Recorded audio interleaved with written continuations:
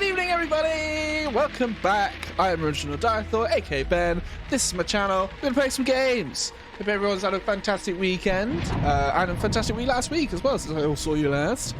My week so far has been a bit non-start. I had a sick day today, but I'm good. I'm good. Just it was a bit more of a rest day. But yeah, it's all good. It's all good. And it's been a busy weekend as well. Going here, there, everywhere. Went down to down to a pier and an arcade. Spent probably too much money, but had a good time. Had a good time indeed. Let me know what you guys have been up to. Whether it's been anything exciting or whatever. See you in the chat. Without further ado, let's go and play some more Sherlock Holmes Crime and Punishments. So, if you guys don't remember, we're midway through a case because I ran out of time, unfortunately, last week. We are the Kew Gardens drama, just as it says in front of you. We've just spoken to. Crumbs, I've forgotten what her name is. It was a woman who was in financial issues. She I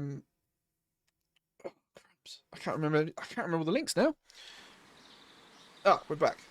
Oh, there's this grumpy guy. Yeah, Martin Hamish. I remember him. He was miserable. Hang on.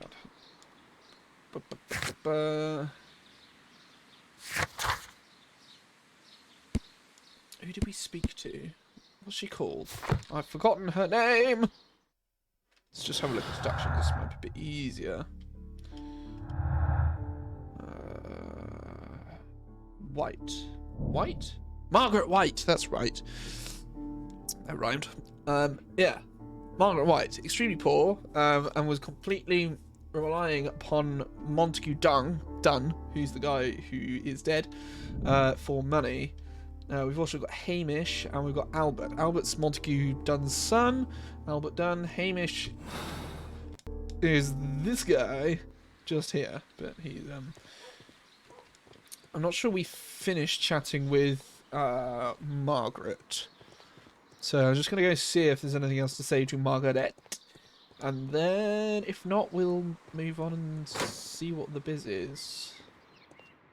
So this is the nursery. Pretty sure we scanned through here very thoroughly. Where's she at? Margaret. There she is. Hello. Poor Mr. Montague Dunn. It is so awful. Okay, so we have spoken to her thoroughly. Let's just do a... Here, we are unable to see the interior of the Colonial Collection Room. Okay, so that's the key. That's the key point. This So, is one of the outlets. yes, lovely. Sorry. The key thing is that Thingy Dunn was murdered in the Colonial Collection Room using one of the plant's poisons, with the correct environment set up and all that business. And Sherlock reckons it was done remotely, using one of the windows, so that you'd have visual to make sure that Mr. Dunn was in the Colonial Collection Room at the right time. Then you could, ping whatever you needed to ping, and everything would be hunky dory. I've already looked at this map. Don't know why I'm looking again, but I've done it. So what have we actually got here going on here? So I need to go to my archives.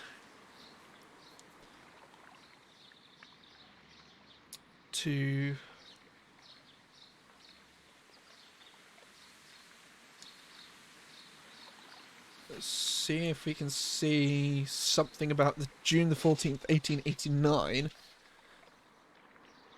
where the Divine Syndicate placed complaint against Kew Gardens. So we'll just head back to Baker Street, have a quick gander around at the archives, and hopefully we'll be a little step closer to what we're supposed to be doing. So I was just double checking to see if there are any links that we could do, but there are not.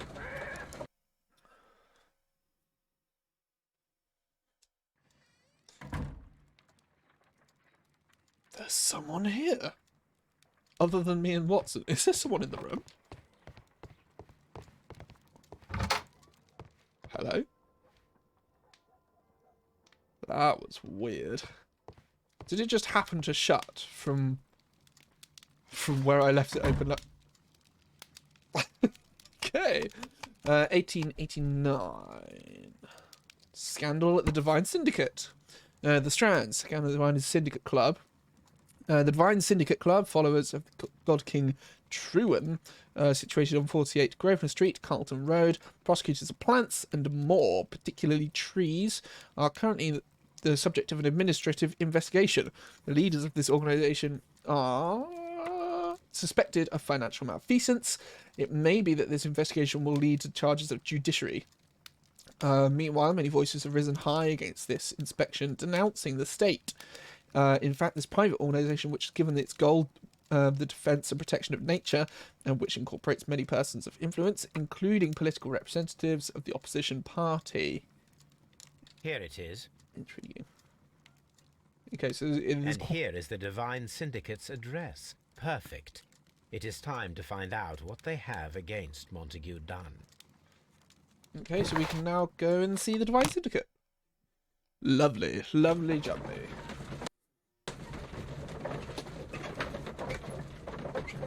It's definitely I mean, we kind of guessed it, but it's definitely political.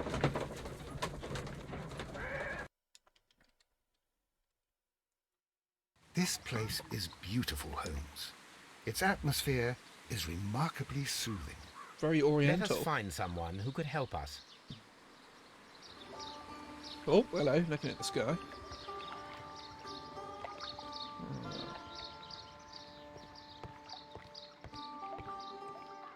There's that chap up there who appears to be doing some sort of routine.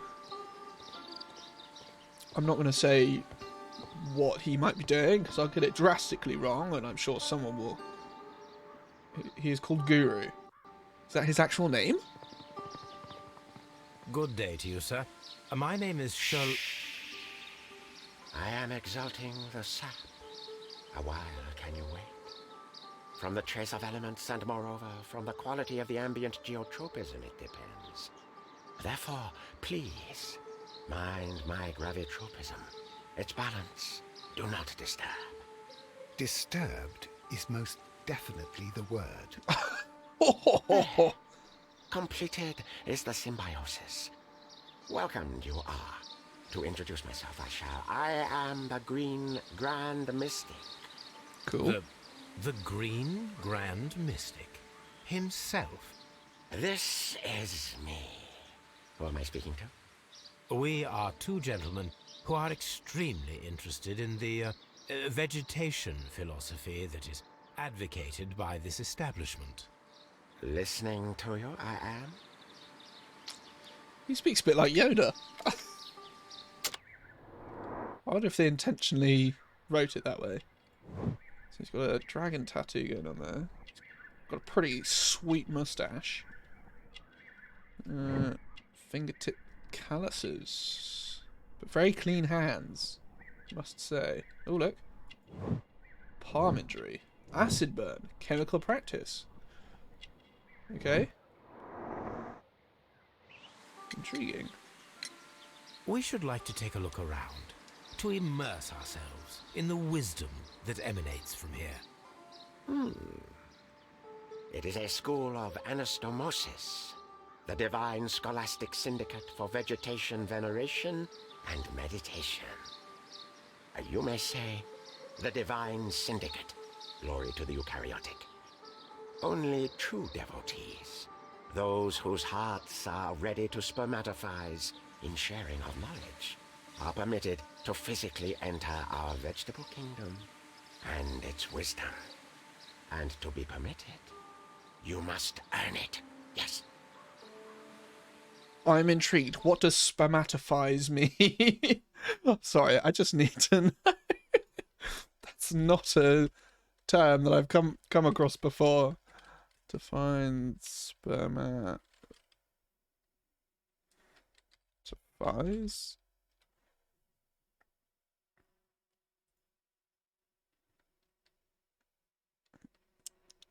Oh, he seems to be referring to a spermatophore which is a protein capsule containing a mass of spermatozoa.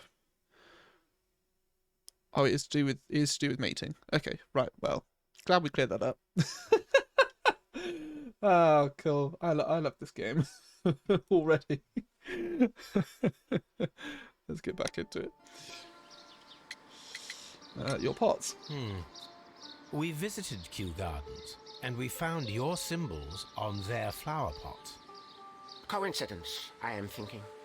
They would scavenge our refuse. It would not surprise me. It was merely an observation. I wouldn't say so, because they're very... I mean, at least Hamish, what's-his-face, is very particular and very proud of his gardens. I wouldn't have thought that they'd just go and chuck Green someone's Grand Mystic, we refuse in are there. ready to become devotees and gain access to your temple. Oh, could I not just What walk is in the before? name of our Lord, our God King? Oh. Truan. Our God King's name is Trewan, Green Grand Mystic. Sorry. Trewan. Oh, la, good, good, I like you. Here is the holy key to the wisdom place. Holy donation can you make whenever you so wish. Thank you so much. I pray you to taste our fertilizer substance. From the burdens of life it helps to free. But of course. Raw sap, it is called. It is near the entrance. So he's Well, asked for we money. will leave you to your meditation. I love that. He's asked for money, and he's told us to go and try some raw sap, whatever that might be. This is definitely getting interesting. Can I smack the gong? Please tell me. Oh! This game is excellent. Already my favourite game. There's a pot piece over there. Broken pieces. A fragment of a flower pot. Okay. Fragments of a flower pot. It fell down here. Fell down from where? Does it cover? More pots. Oh! The Kew Gardens symbol.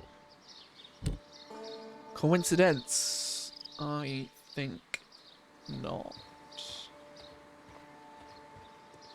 Can I bong the bell?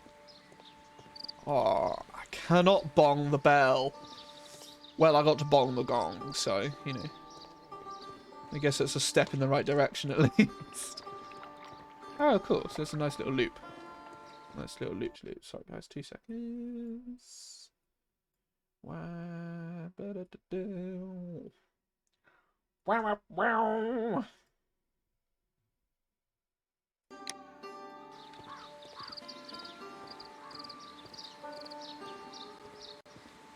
Yeah, for crying out loud. Why does everything have to not work midstream? That's fine. Seems to be working now. We're good. We're good. Right, let's go in this temple and actually have a look at what I'm supposed to be doing here. Can I just open? Locked. Okay, well, you know. Open sesame! This place is dope. I like this. Not how I'd choose to decorate my own home. Just putting that out there. Drugs table, of course! That should be the raw sap that the Green Grand Mystic spoke of. Mmm. Oh! It is rather delicious, and of an excellent quality. My word, Holmes. Their sap is like a form of cocaine. Am I going to start getting a bit twisty now? What have I done?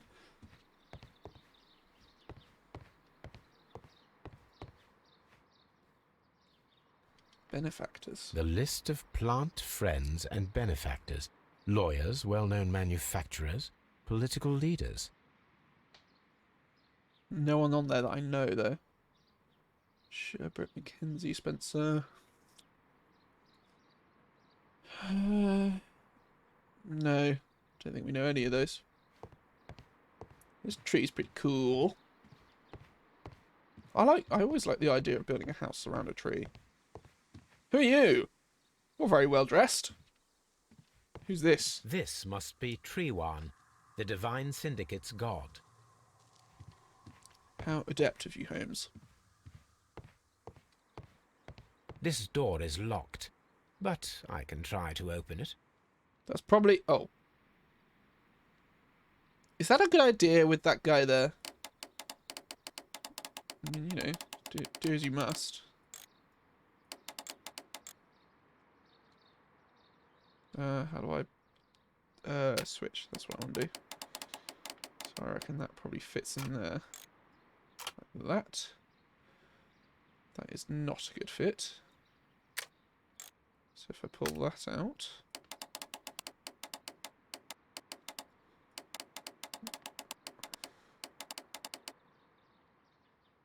Nope.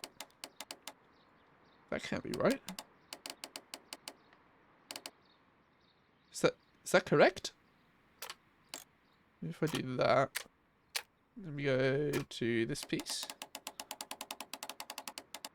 Ah, hello. Any more? We've got a piece there. That looks good. I like that. That doesn't fit there.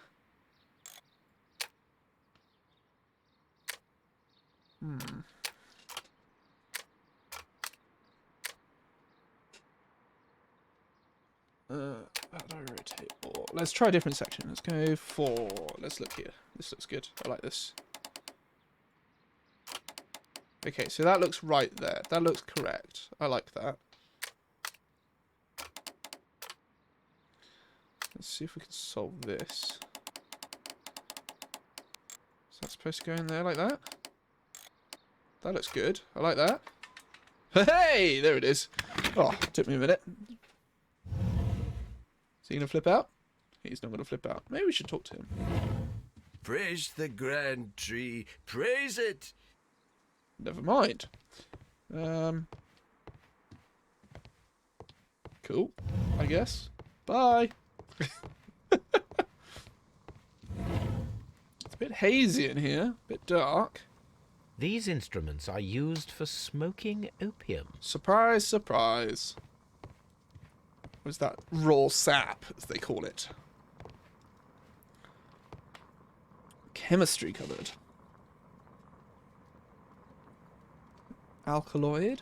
This cabinet is full of chemicals.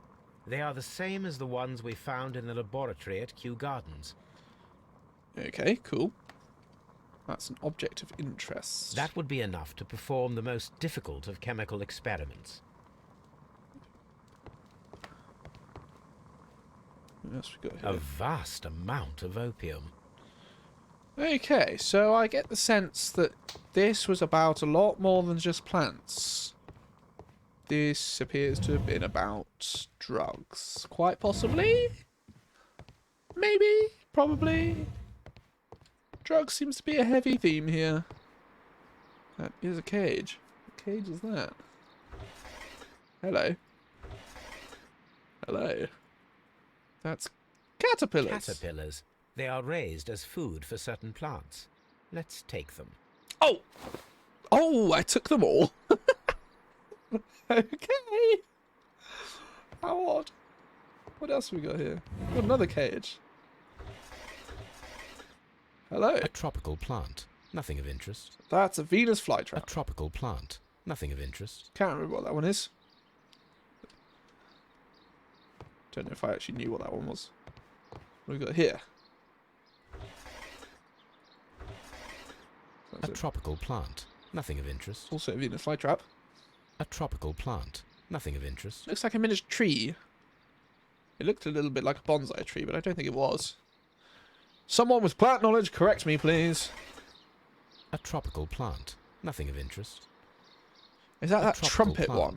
Nothing That of like eats interest. things. There's like a sort of trumpety one that eats things by being sticky, essentially. Oh, I can just take These these. three plants are identical to the ones shown at the exhibition. I shall take them. Nice. Cool. I'm just stealing everything. Am I gonna get stopped? Are they gonna like pat me down and search me? I do feel like I've missed something here. I feel like there's something that I must be missing. Something going on with this chem thing here. Object of interest. Chemistry stuff. But it doesn't say what I'm supposed to do. I'm at a loss. Never mind.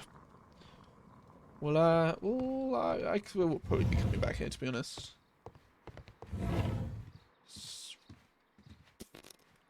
I guess that's it. That was nice and quick. So, what do we need to do? Who do I need to talk to? Probably the guy out front again, I imagine. Go to have a chat with him.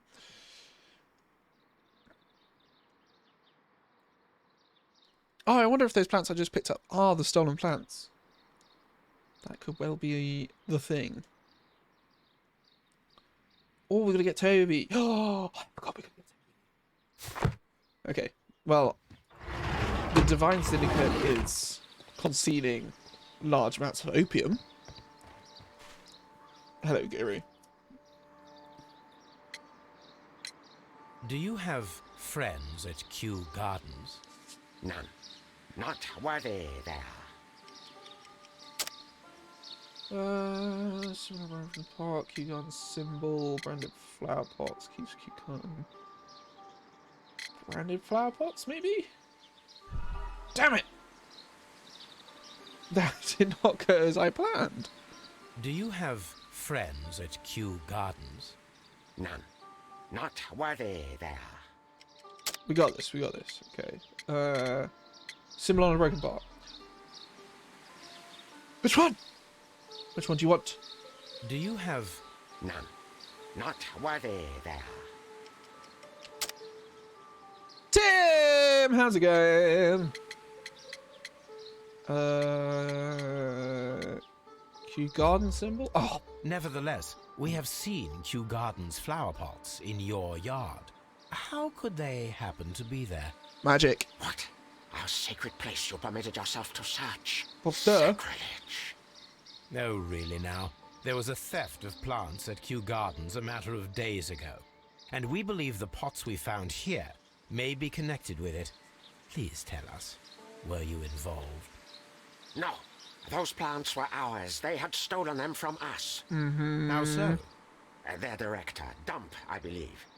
Done. Yes, that's what I said. He borrowed from us 3 of our sisters for the exhibition at his green fly-infested gardens.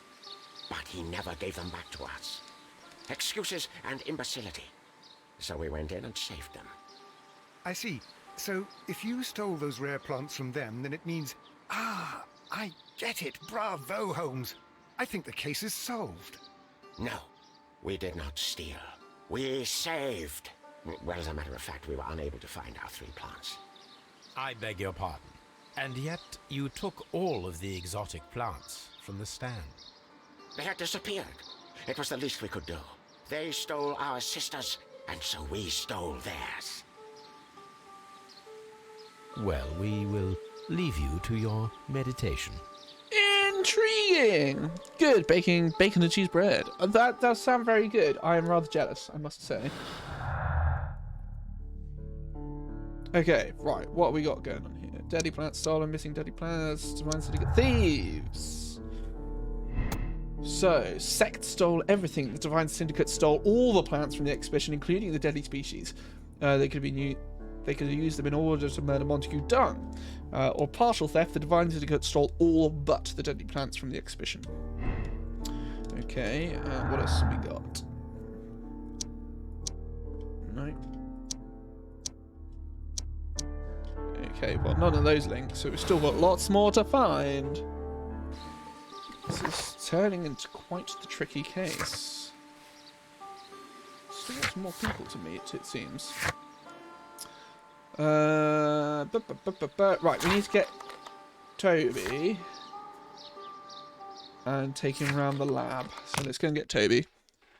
Annoyed Dad by buying more bread flour. Nice. Well, at least you can put it to good use and make some tasty, tasty bread. Only if you save me some, though, right? You're gonna bring some over. Toby! This green grand mystic fellow seems rather suspicious, Holmes. What should we do next, Holmes? What is Watson doing? This green... What should we do next, Holmes? He's doing the same as the as the green grand mystic, whatever his face was. Come on, Toby. We have some work for you to do. Why have you been chewing Let us newspapers, go Toby? to Kew Gardens. Toby, what's been going on? Why have you been chewing newspapers? Damn it, Toby! Never mind. Let's go to Kew Gardens. We'll go Toby Vision. Do a look at him. I think we should have been allowed to use Toby in every case. I don't care if there was nothing to be sniffed. I think Toby should be the main character. Ooh. I think Kew Gardens is quite a big area to load. That's why it takes a little bit to get there.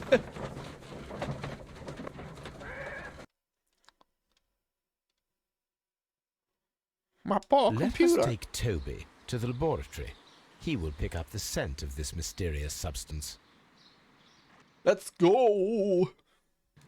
Search, Toby. Search. Toby! Right, where are we? Where are we? Hello! Toby Vision, Toby Vision. Toby, open the door.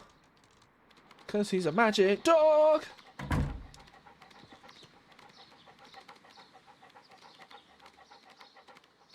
Mum wants a dog too. Maybe you could persuade her into a dog share. We have thought about it. I don't know if any of us would agree on what type of dog we should get. Toby Vision, Toby Vision. For those of you who don't get what I'm on about, I'm talking about Chuckle Vision. For those of you who don't know what Chuckle Vision is, Congratulations, Toby. Google it. Now let us see what you have found. What is that? This is the bottle that was used in the laboratory. It was buried here. It's got There is still some liquid remaining in the bottle, with gold flakes. and A caterpillars. tiny caterpillar. Not surprising to see one in a garden, but at the bottom of a bottle. Is Toby barking? Toby? Oh, that's not Toby. Brave Toby. The best nose in the British Empire. Too right. Okay, so we're done with Toby. Bye bye, Toby. Perform an analysis. Okay, so we need to go back to Baker Street. Baker Street it is. What sort of dog do you want, Tim? Do you want like a big dog, small dog, medium dog? Do you want a pug? Do you want a living loaf of bread?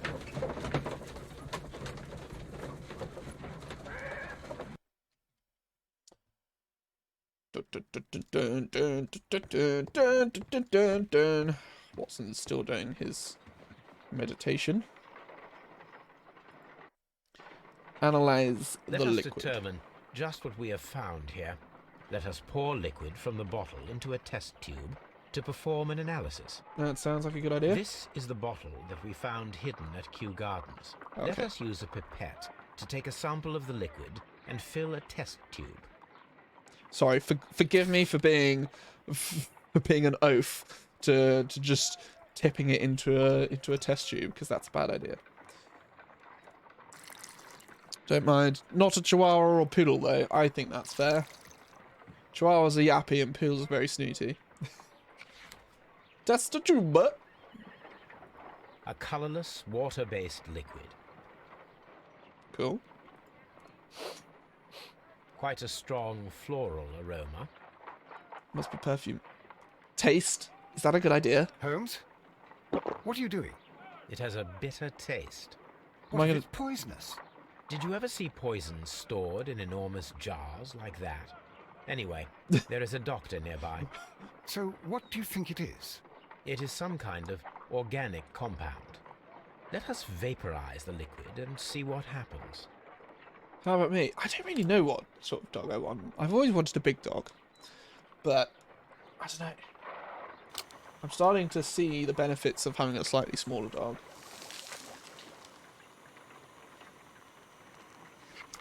Small colorless crystals. Colorless, tiny crystals that are soluble in water, Salt. with a floral smell and a bitter taste. Watson, could you pass me that small bottle, please? Of course. Here you are. Holmes, do you know what it is? Wagner's reagent. There was a label on the bottle that you passed to me. No, Holmes, I meant the bottle that we found. Let me add the reagent and Nice. see if there is any sediment, and then I shall tell you. I need to take a pip. Oh, for crying out loud. You and your pets. Fine. And then we stick it in the test tube.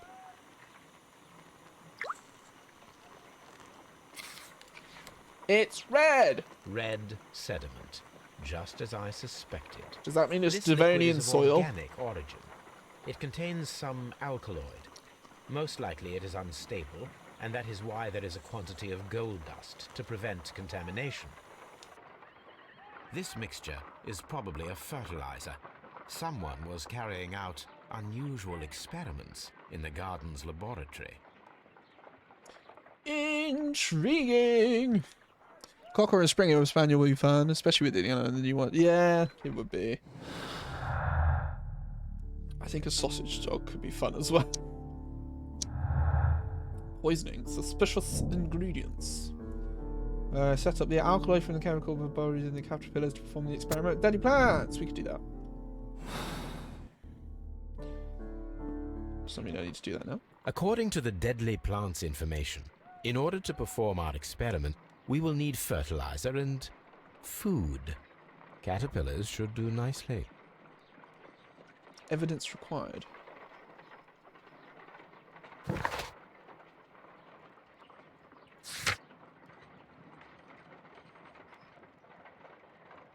Caterpillars.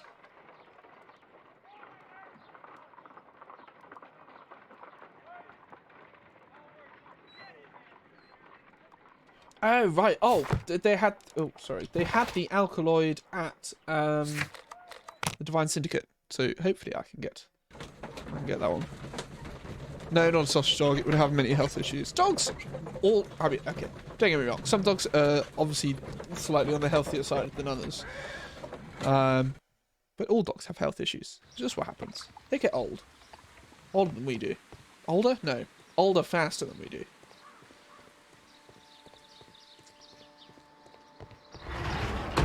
I don't know. I think I want sort of like a medium dog.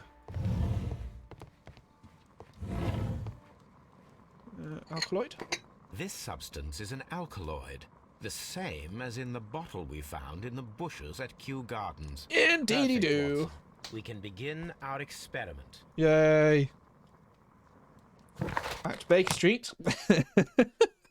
feel like I'm just doing errands.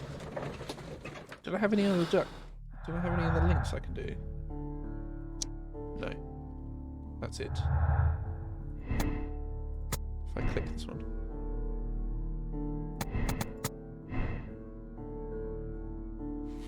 Oh! Oh, we got a link! The Syndicate killed Dune.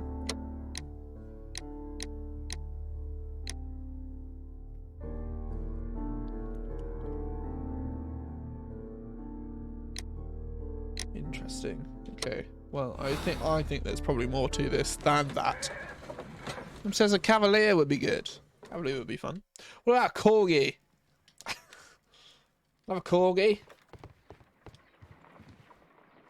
I imagine that one of these plants would be capable of releasing a toxic vapor.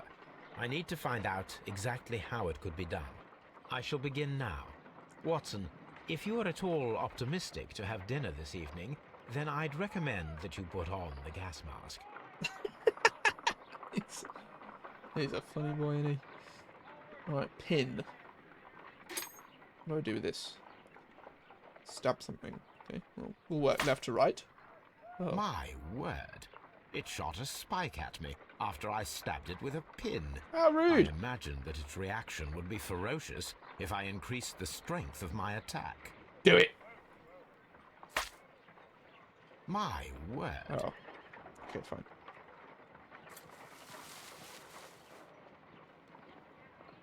It appears to have fallen inactive after being disturbed. Well, it grabs its food and that's it. No reaction. I suspect it's that third plant, but you know. How do I put this down? Oh, right click. It says doesn't know enough about them, but suggested a cockapoo. Cockapoo's cute.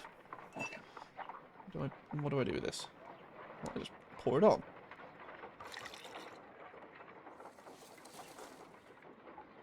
Okay. This plant becomes inactive after being drenched with alkaloid. Interesting. So does that one. This plant becomes inactive after being drenched with alkaloid.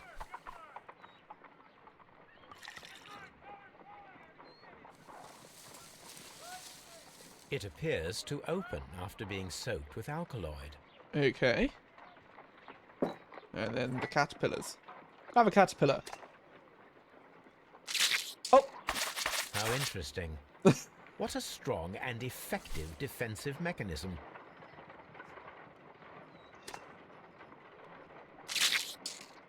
I Okay. find the behavior of predators utterly fascinating. Indeed.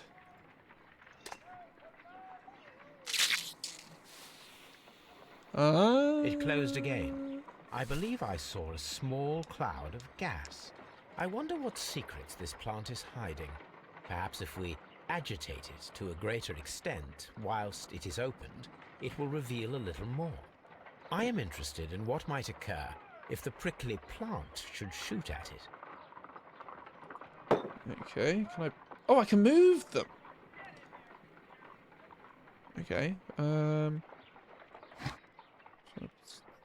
swap them over. And then we need to do the alkaloid to open it up. Can I open it up It more? appears to open after being soaked with alkaloid. To be fair, cockapoos are very cute, but also quite expensive, I believe. No reaction. Okay, no reaction there, that's fine. Then...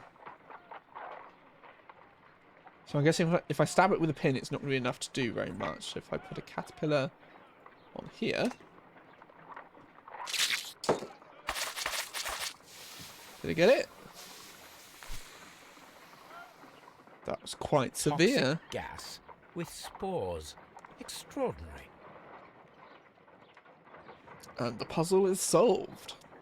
The plants would be capable of killing only if they were directly next to the victim and stimulated at precisely the right moment.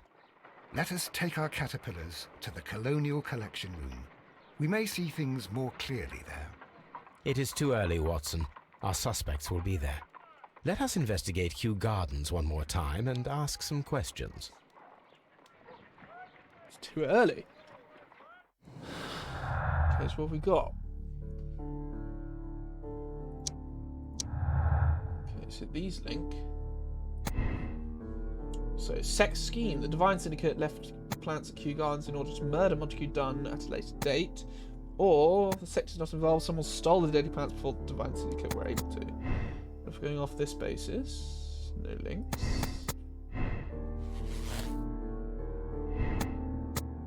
Partial theft. Okay, no links, that's fine. Mum said all purebreds are expensive. Very true, very true.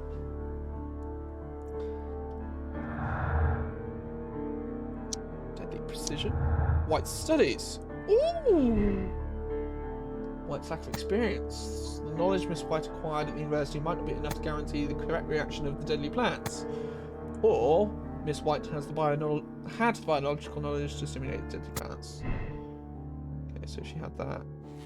Oh, we got a link. White killed Dunn.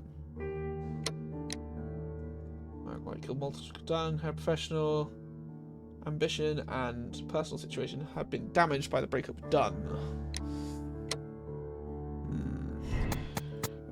she hadn't. I guess that just nixes the... Okay, okay, interesting. Interesting. Q Gardens, he said. Go back to good old Q.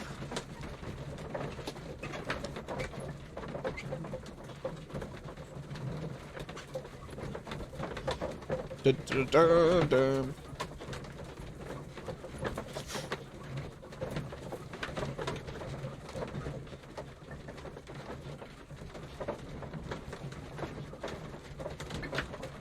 I also figure it'd have to be a small dog, Tim, in order to be able to fit in your house. I can't imagine a large dog doing very well in the cottage. Alright, start with Hamish. Hello.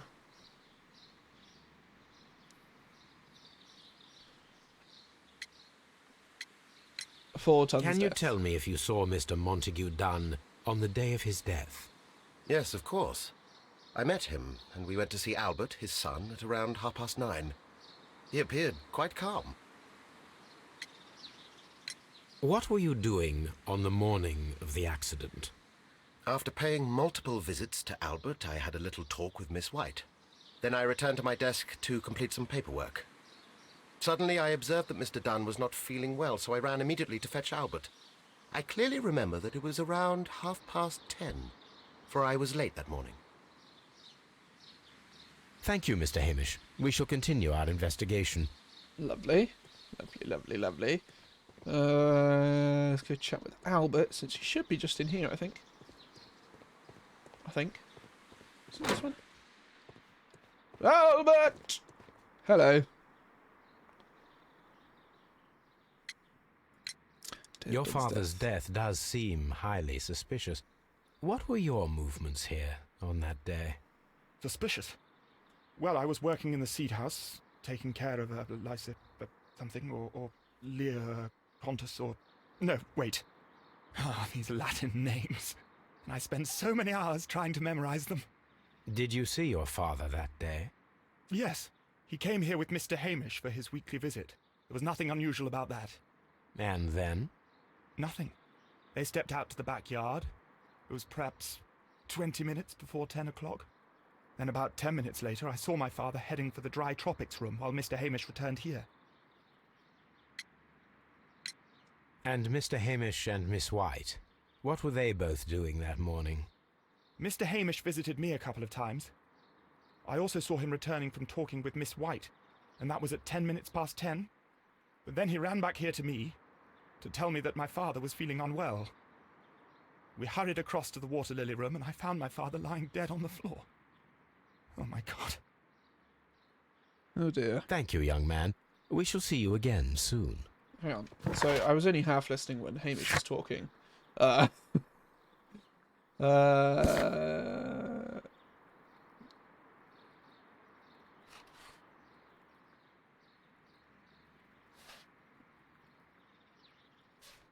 he is.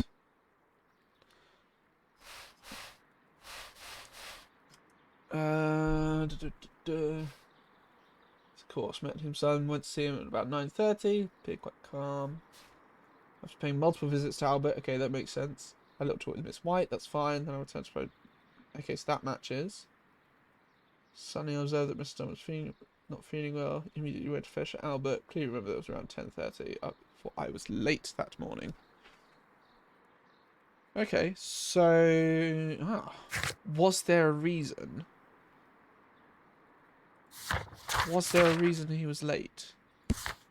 What did Albert say again?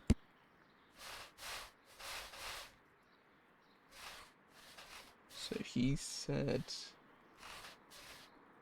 he was in the seed room, so that's fine. Came for his weekly visit. Nothing stepped up to the hour, perhaps 20 to 10.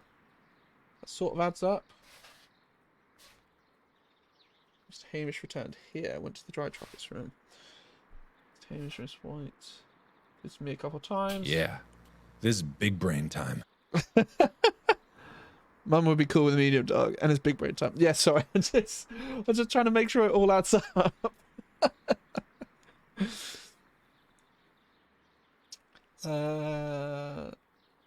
I also saw him returning from talking at 10 past 10.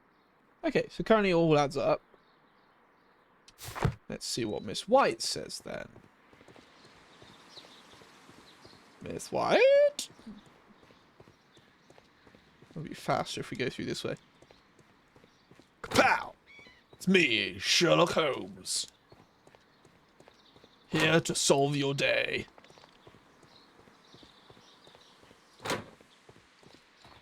Running like an absolute alpha. Day of the death. Can you tell me what Mr. Dunn was doing upon the day of his death? Dying. I can, but there is nothing very special to say. I was in the laboratory when I saw Mr. Dunn heading towards me. Tuesday is the day of his weekly visit. It was supposed to be at 9, but he was 10 minutes late, as usual. And then? Well, he came in to say good morning. Then I saw him spend 2 or 3 minutes by the plants outside the laboratory. After that, he ran out in the direction of the nursery, where Mr. Hamish was working. He was always in a rush during the inspection, you see. I would pity anyone who stood in his way. And that was the last time you saw him? Yes. I stayed in the laboratory until 20 minutes to 11, when I heard the cries of Albert and Mr. Hamish from the large glass house. I joined them as soon as I could, for I knew that something must be very wrong. What exactly were you doing in the laboratory? I was recording an experiment for my thesis. I only stopped my work once when Mr. Hamish visited me briefly around 10 o'clock.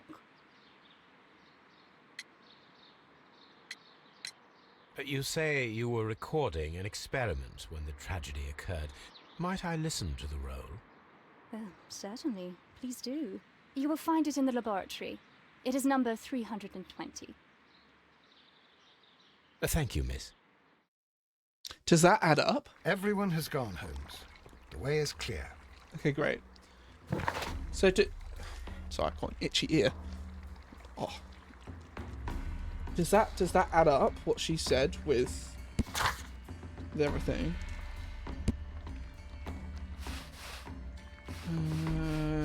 Okay, so Dunn saw it 10 past 9. And then left.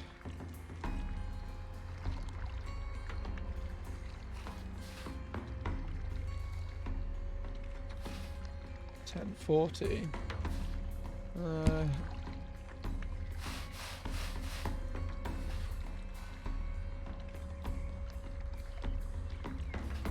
Oh, he didn't. Okay, 9:30. Okay, so all seems to add up. I think. Kind of feels like it adds up. What am I doing here? Escaping the room.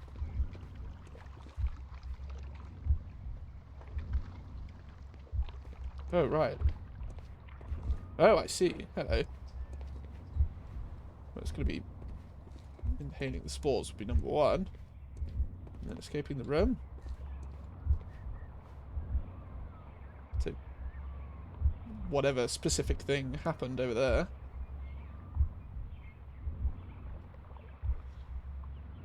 And then he managed to escape.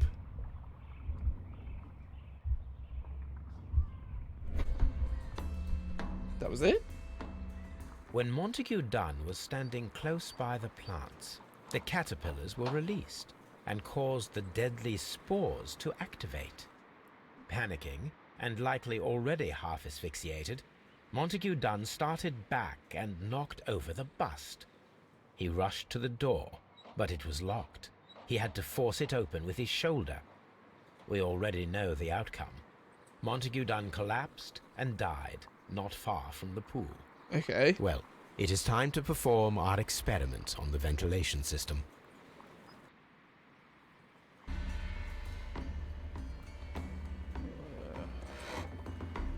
The caterpillars could only fall from the ventilation duct. Our caterpillars are in place. I'll activate the ventilation system so that they fall down. Watson, stay here and observe. All right, Holmes.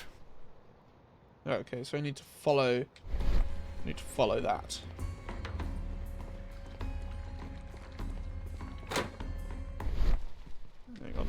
Hold the line, caller. Just popping outside. Is that the one I'm supposed to be following? Probably not. You must be out here. There it is.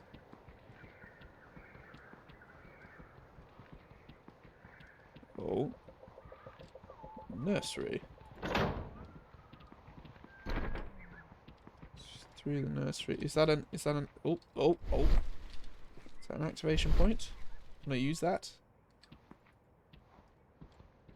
We can see the interior of the Colonial Collection Room from this window. So that seems key, right? There's a little lever there, but he doesn't want to say anything about that, so we'll just carry on.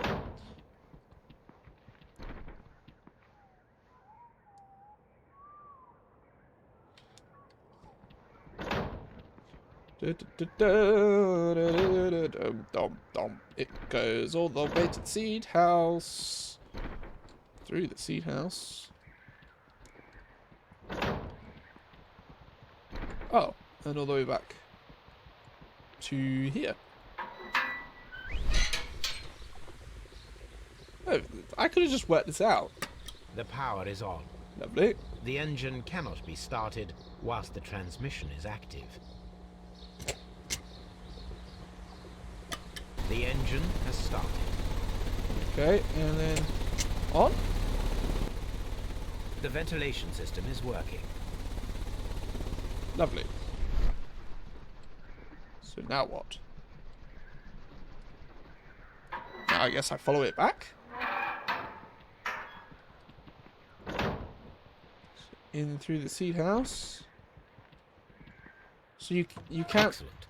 This ventilation fan is working. Let us see if I can activate the other one. Okay. From here, we are unable to see the interior of the Colonial Collection Room.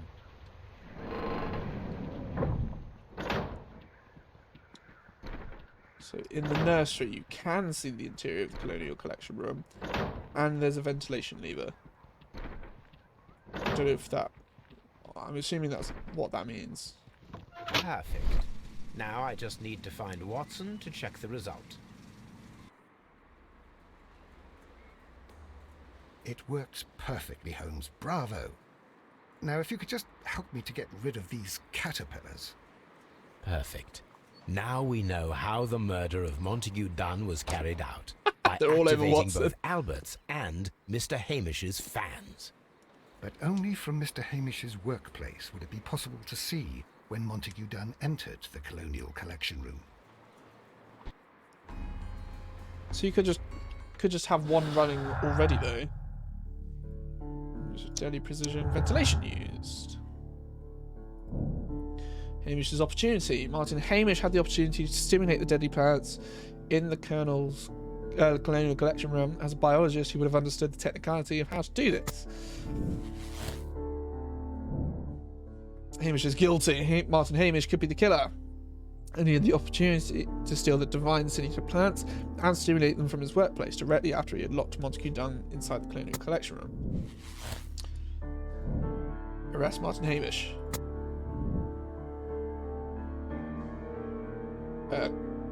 Cool.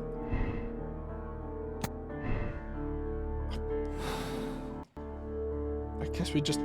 Let's go to Scotland Yard. Alright.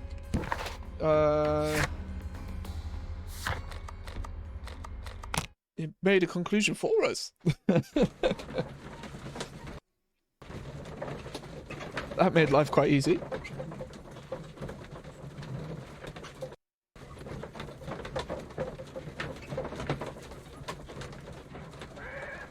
Continue.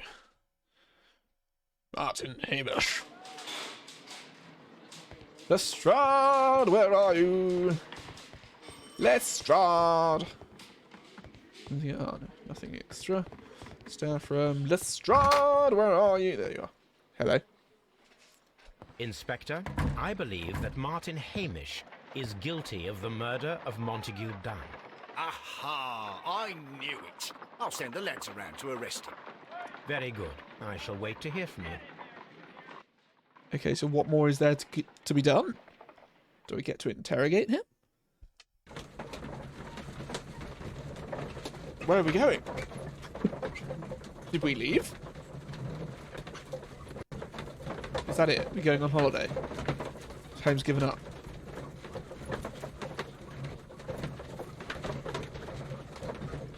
This is weird.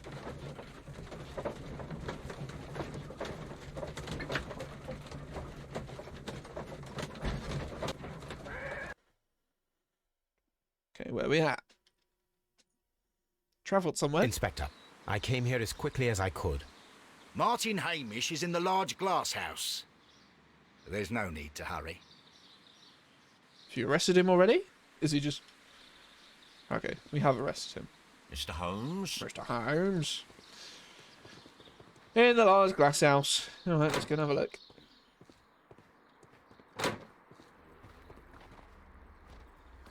Holmes, my God.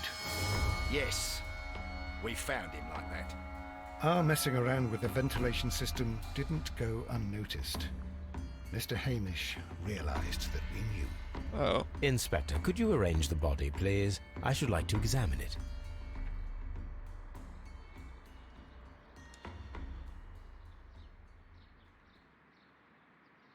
The mark around the neck is very visible. He died instantly. Very quickly, at least. This letter. What does it say? Life has become a living hell. I find it unbearable. Dunn deserved to die, but I cannot forgive myself for having his blood upon my hands. We Hamishes seem to always have fallen victim to our circumstance, and I find myself to be no exception. I must atone, and I shall do so here and now. Farewell. Well, there you go. He's wearing... Holmes, his left shoe is unique. Yeah. This anomaly is often a characteristic of... A club foot. Bravo, Watson. That is the key element of this case. Is it?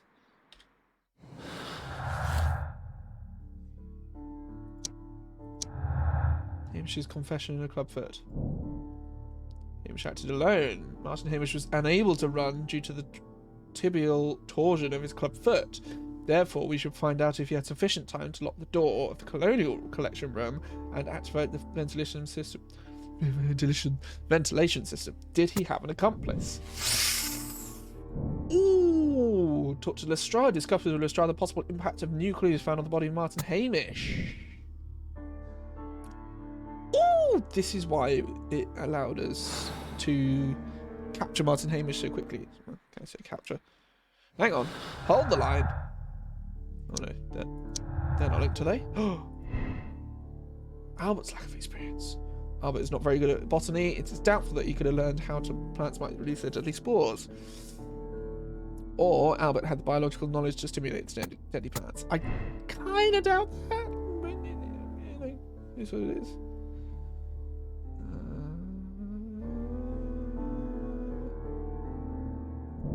Well, this is all just as is, but I can't do anything about...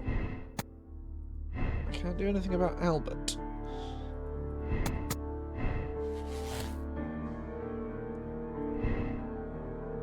Oh.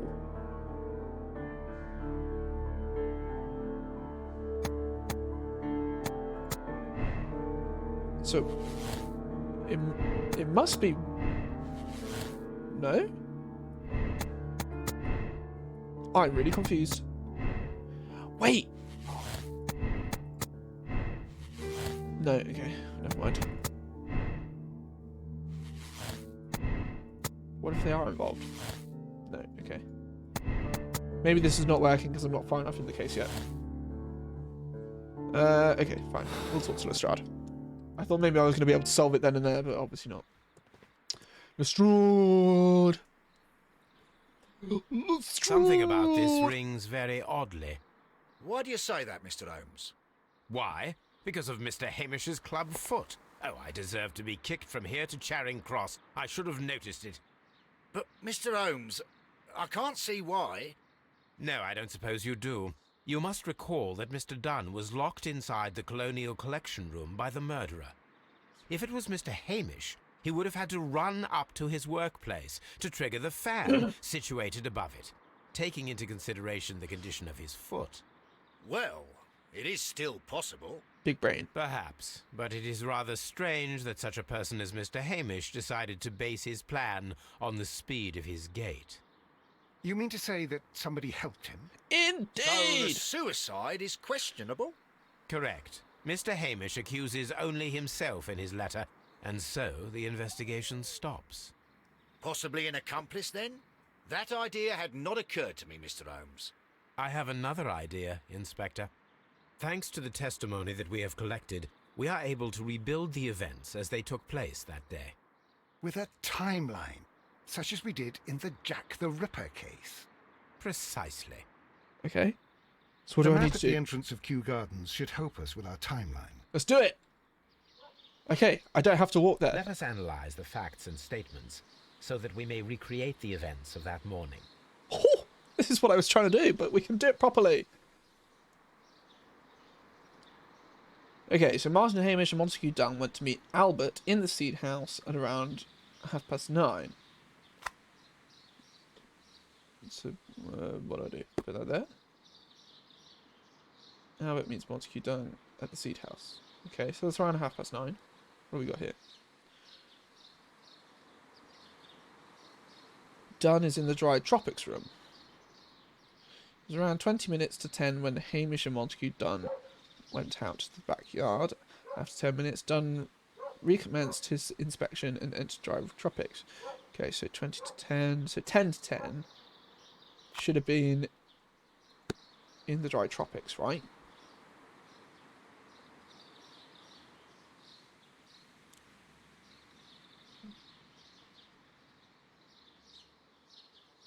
So that goes there.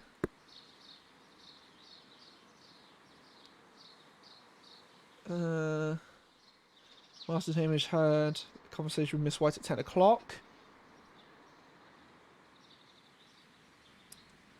She was in the lab until 10:40, so 10 o'clock they had a chat.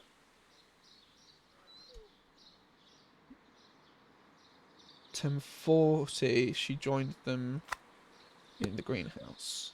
Okay. Hamish ran to Albert as soon as he observed that Montague Dunn was unwell.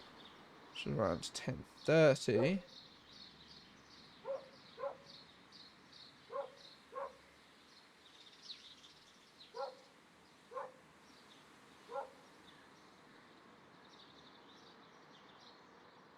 Albert was in the scene house the entire morning. Observed Hamish returning from visiting Miss White at 10 minutes past 10. Okay, so that's 10 past 10. Master returns after talking to Miss White. Oh, wait, no.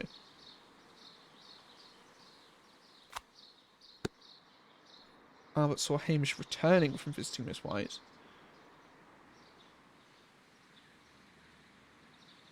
T 10 o'clock, Miss White was... I think that adds up.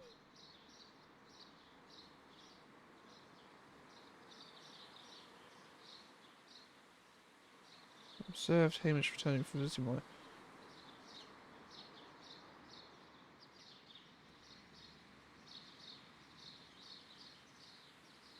Returns to the seed house. Oh, that's there. When he goes to the dry tropics. And then he must have been poisoned.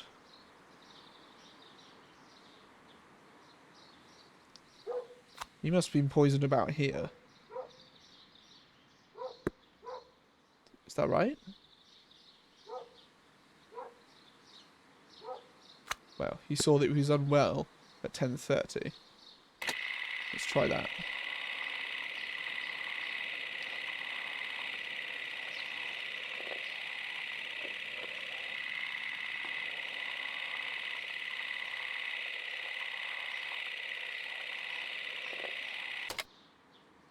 Let us summarize. Montague Dunn was poisoned inside the Colonial Collection Room. He forced open the door, which means that someone locked him inside there at 10:20. Martin Hamish was last seen at 10:10. This means that he has approximately 10 minutes to lock the door of the Colonial Collection Room. Given that he was club-footed, it is doubtful.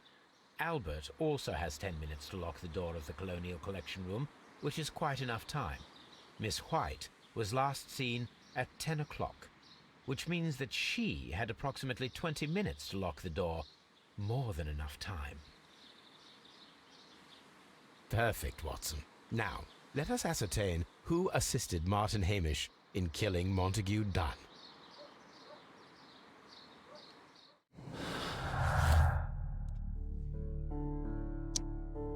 Okay, so if they're linked... Okay, so Miss White had 20 minutes. It would have been enough to trap Montague Dunn. She could have locked the door and alerted Martin Hamish to activate the ventilation system. White is not involved. Martin Hamish and Miss White are not accomplices, and unlikely that Miss White would have had an opportunity, and 20 minutes would not have been enough to lock. Would have been plenty. Click it anyway. Whatever. Right?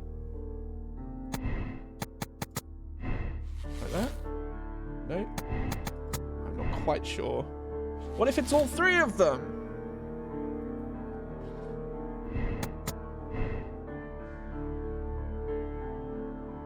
Okay, that's not done anything. No, I didn't want to do that. Ugh, piddle. There we go. Albert's timeline.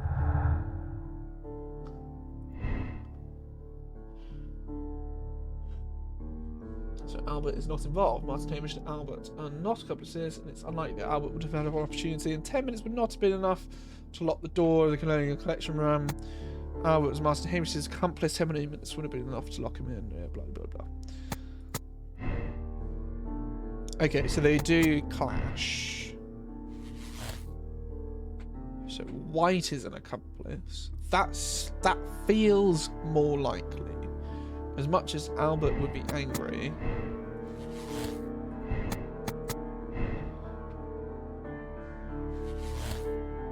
That feels...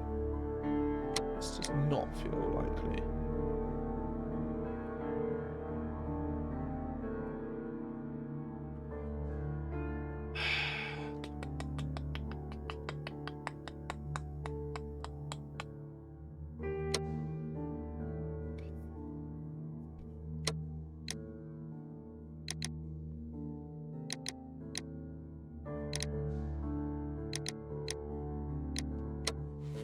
White is an accomplice.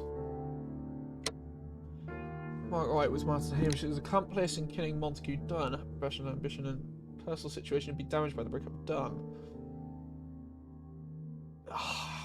Yeah, I think it's White. She deserves a rope. So it's either we condemn her, desperate woman in debt, resigned, consorting with wealthy gentlemen. When Dunn cast her aside, she killed him in desperation. Hamish tried to save her. She deserves a second chance. Hamish tried to save her. Did he? No.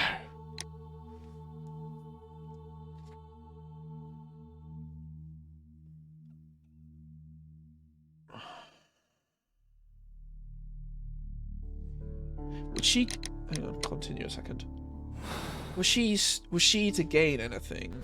Should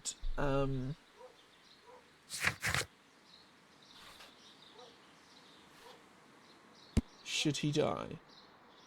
Inspection. That's list. Do we have a will? I can't remember if we had a will now or not. Ranked. Suppliers. Tree one. Oh, do we have a will?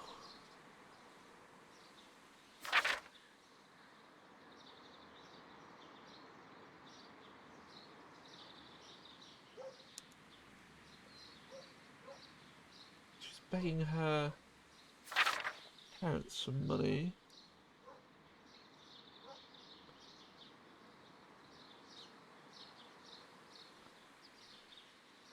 Albert's obviously falling over her.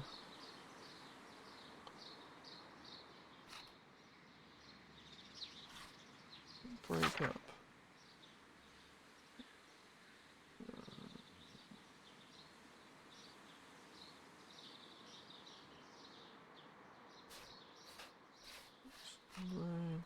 Maybe we didn't have a. Maybe I feel like I just made up the will.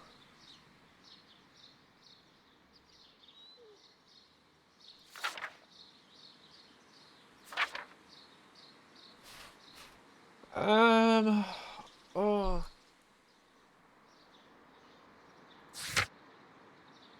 I just feel like Miss White is far more capable, unless Albert's playing on it, but she knows what's going on. She knows how it all works. She knows what needs to be done.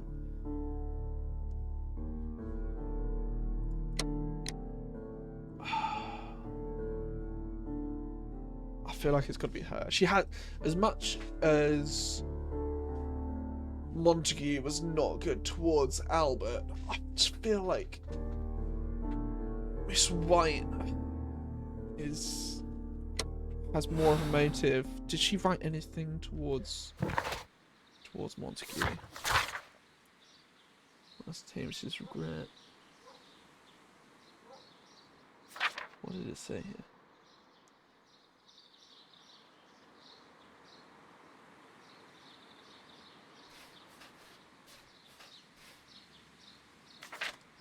Personal lane.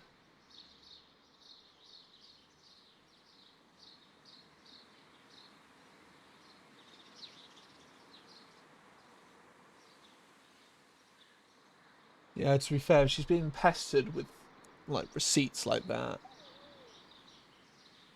Maybe she found it.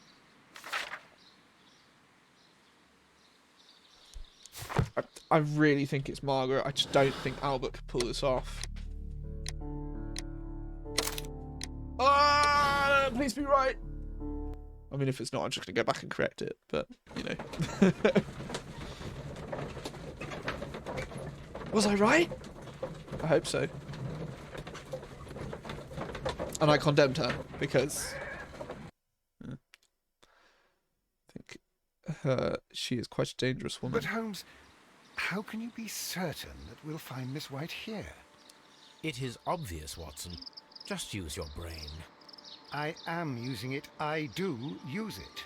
Now that the rope has tightened around Martin Hamish, Miss White must act to erase all traces of her implication.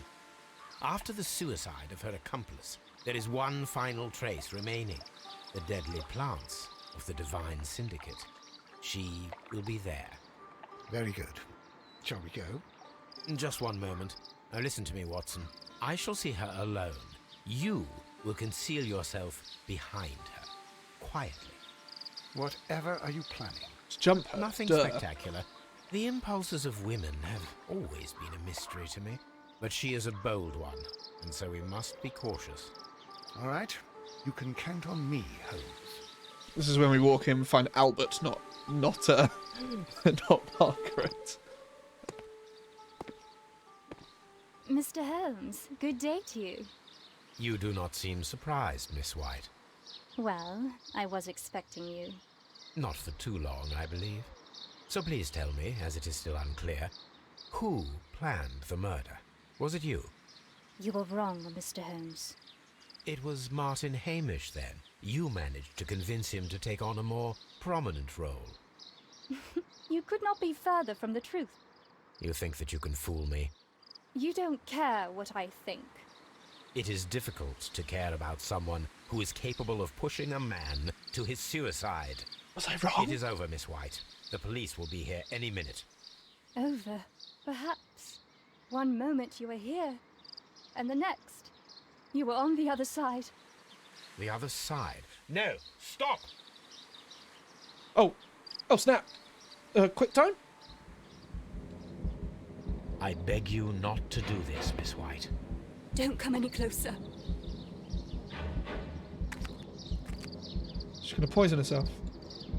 Please remain calm. We can help you. Not one step further. Don't try to stop me. Watson! Stop this foolishness. You cannot truly want to die. No, it's too late. Don't do it.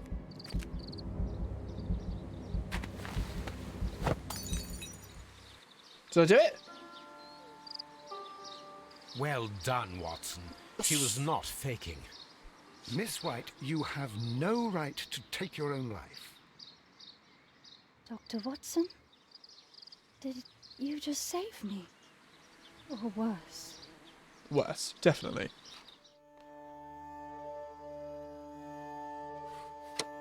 Yes! Okay.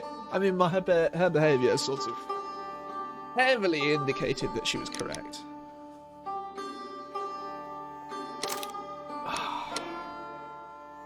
I'm still a sympathiser. Is he going to tell me who solved it which way?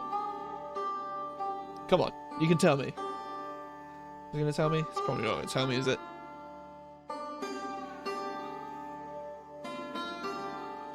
Is he going to tell me? Seems to be loading for a while.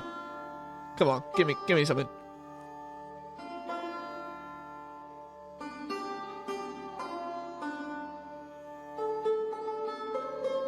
Nope, not gonna work. Never mind. Not gonna wait for it that long. Statistics are cool, but I ain't waiting forever. Half Moon Walk. We've got another case. I'm assuming this is probably the last one. Where are you going, Holmes? Have you been invited somewhere? We have been invited, Watson. Where's the hat? We have. Where to? To the Baker Street Irregulars' annual dinner. They sent us an invitation. It is on the table. A dinner? How could those street urchins afford anything like that? I can't understand your interest in them, Holmes. They're dirty. They wouldn't hesitate to steal your wallet. Watson, you should be excited. It is a secret dinner. Its location changes every year. Read the menu. Sounds mouth-watering. All right. Rat. We, the secret police of Baker Street, invite you, Sherlock Holmes, and Dr. Watson to our annual dinner. Menu, entree, frozen rat head salad. Is this a Called joke? it. Not at all. Pray continue. Main course, sow's udder in Danny Nutcracker's way. Sounds disgusting, Holmes. Hedgehog goulash. Street turnips in homemade juice. And it goes on. I can hear them on the stairs now. Oh, we can't go there. We can't eat that. Watson, you'll hurt the feelings of those poor children. We have to go. Get your best dressed on. Oh, Mr. Holmes. It is fine, Mrs. Hudson. Mr. Holmes! Wiggins, Dr. Watson is getting ready. He will be delighted to join us. You don't look well, my young man. Is there something wrong? Don't tell me the dinner is cancelled. Mr. Holmes, it's my brother Leighton. He's in a prison cell. They say he's killed 2 men. You have to help us, Mr. Holmes, because I know he didn't do it. Where is he now? From what I've heard, they took him to the yard, and they gave him a good beating already. You know what they're like. They'll hang him. They won't look any further.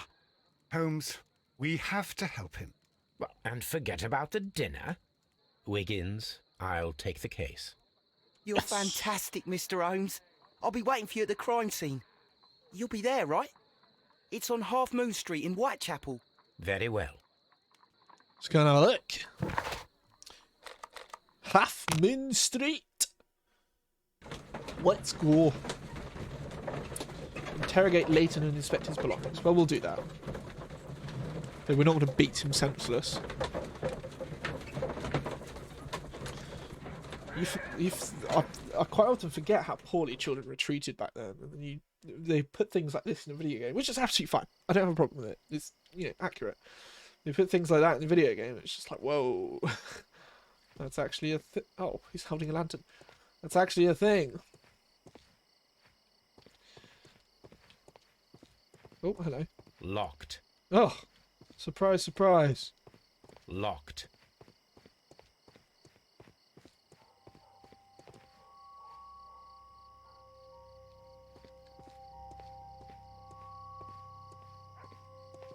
Okay, so we got some... Oh, there's some dead bodies. Excuse me. Time to do our investigating. Please, gentlemen, leave the scene now. Oh, Mr. Holmes, is that you? Good evening, Constable... Constable Marrow. I was here with Inspector Aberline during the Ripper case, Mr. Holmes, back in '88. But then this is nothing like that case.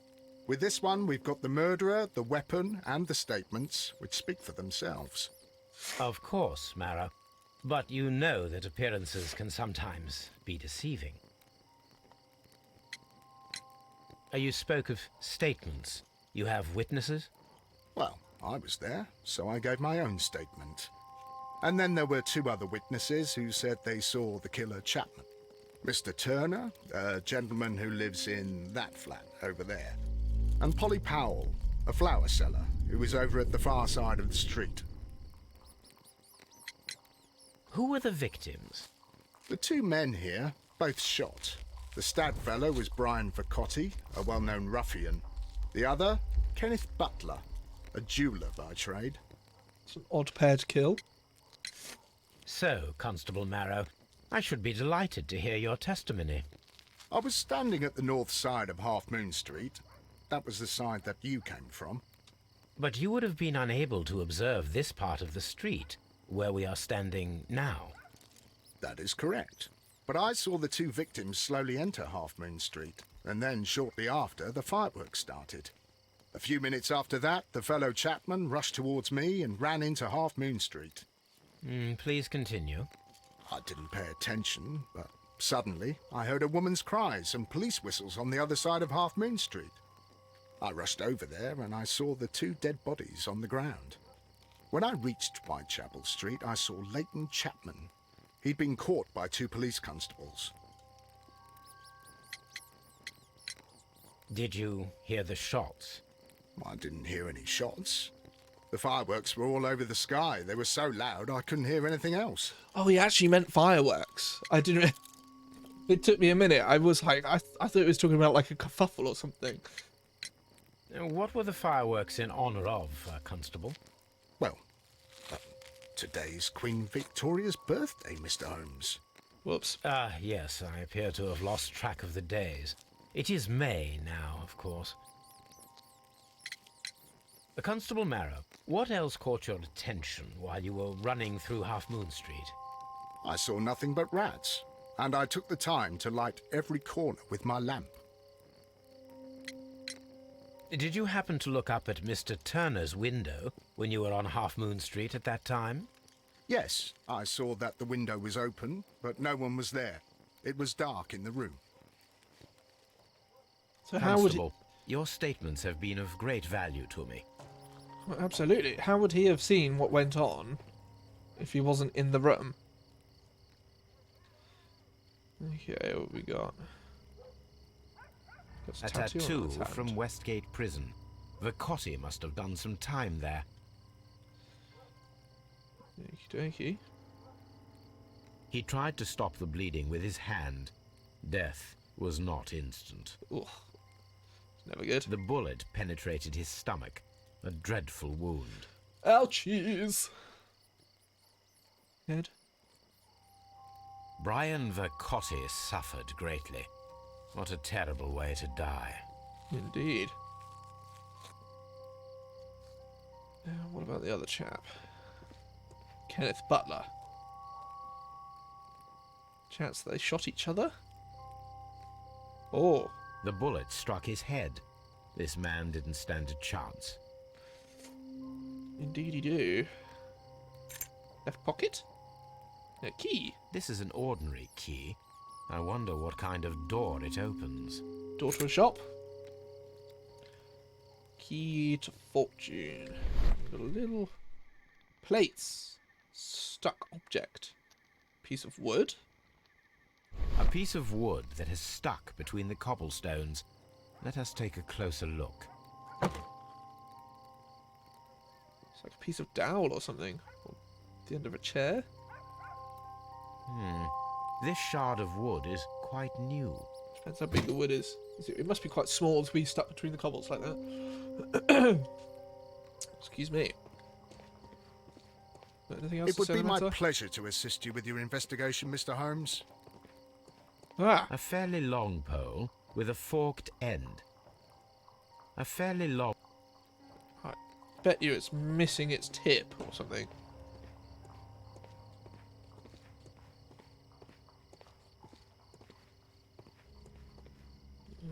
shovel.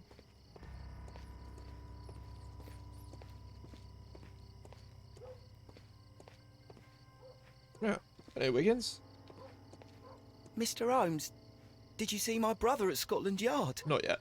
Is he all right? We'll get there. Have a chat with this chap. Hello, sir. Good evening, Mr. Turner. This I heard Constable Marrow reply to you as Mr. Holmes. Are you that detective, gentleman? I've heard of you. And, well, I know things about this evening.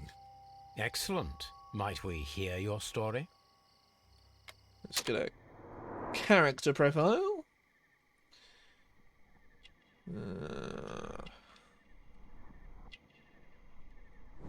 War medal. Balaclava, Crimean War veteran. Missing buttons, poor life.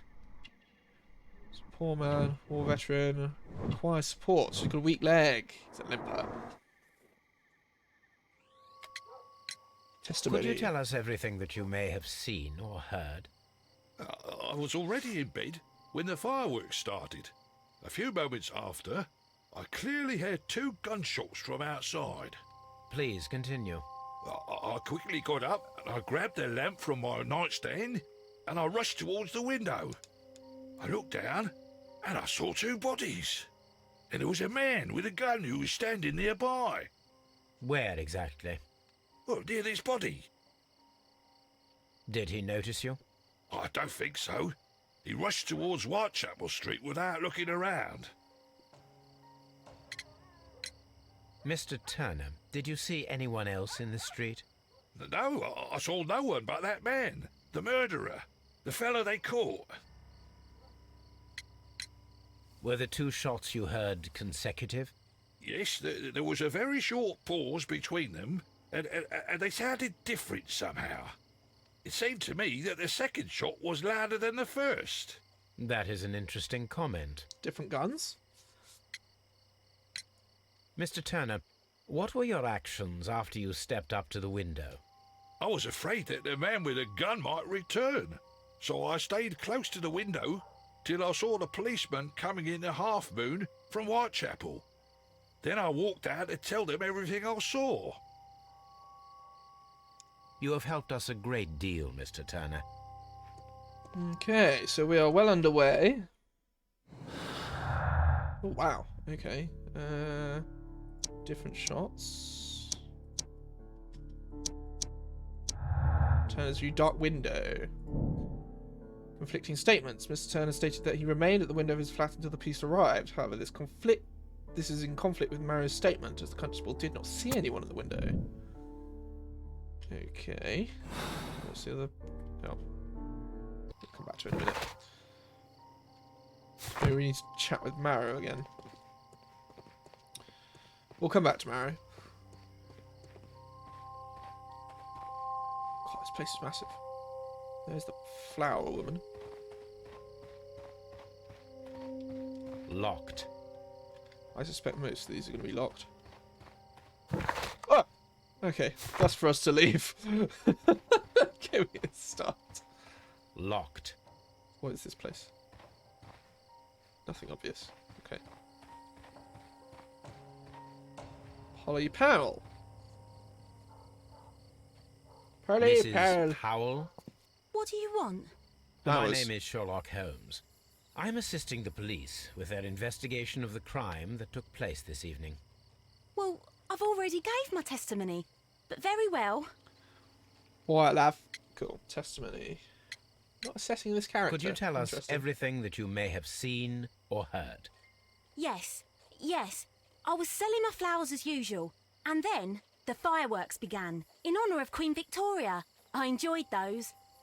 But then, all of a sudden, a young lad ran out of Half Moon Street and stopped just by me. He had a gun in his hand. He was like a ghost, and all covered in blood. It was dark, but I could see him, because of the flashes from the fireworks. And then? I screamed as loud as I could. I knew that a policeman should be on duty in the vicinity. He had no time to escape. 2 constables got him.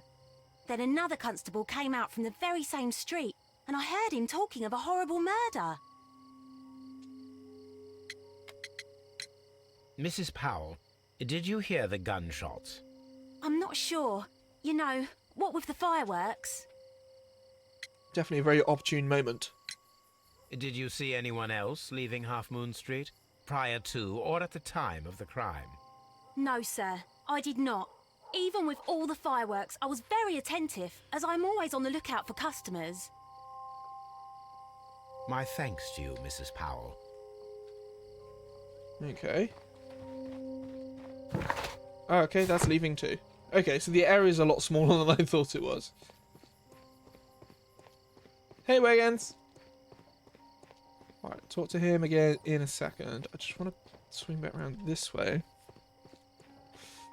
Just to make sure if there's anything of note here. No, that's going to make me leave as well. Okay, cool.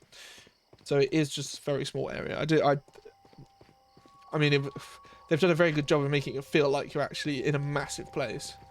It would be my pleasure to assist you with your investigation, Mr. Holmes. Okay.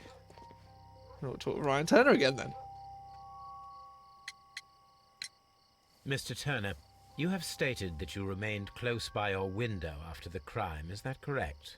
Oh, yes, Mr. Holmes. I stayed at my window until the policeman arrived to examine the dead bodies.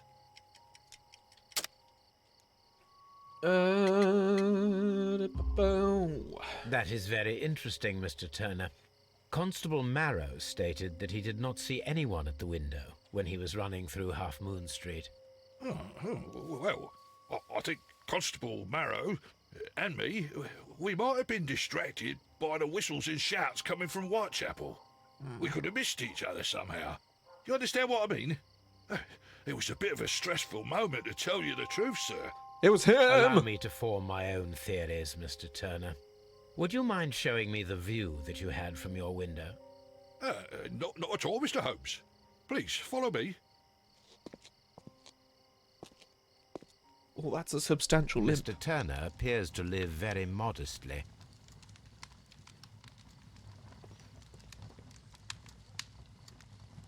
This fire is dying out.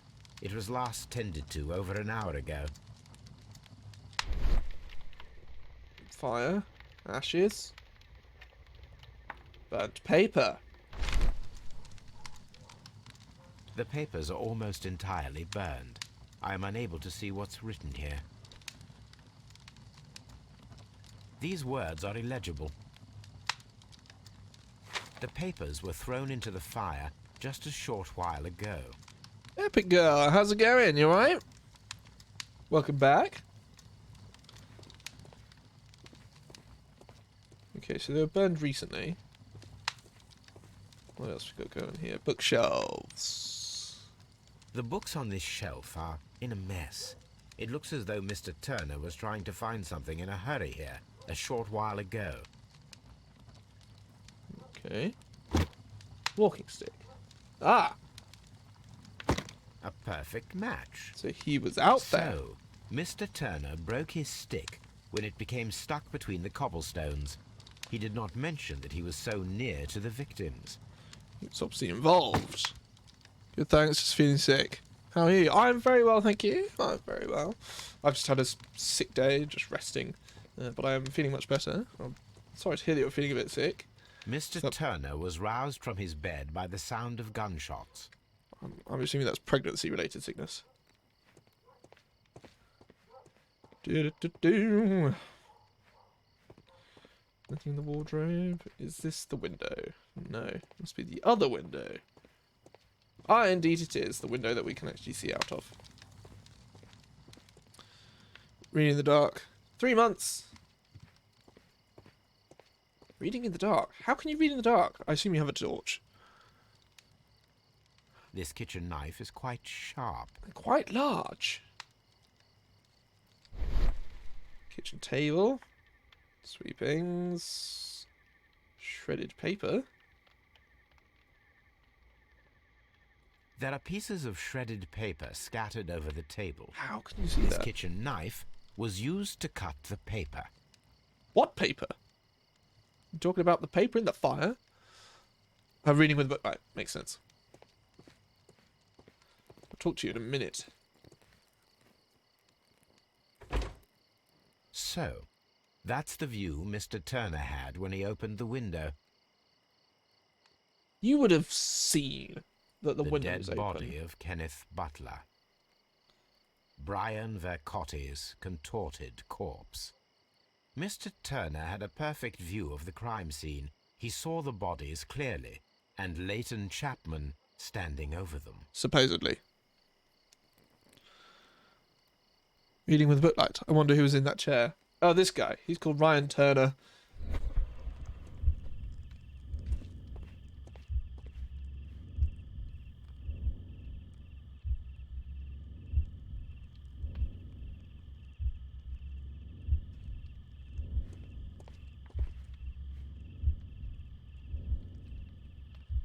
Open the window and look down. See, he could have gone down there and taken something. Scared you. Bless you. Oh, wow. Oh, okay, there's a lot going on here. Okay, well, the first thing would be he got up from the bed.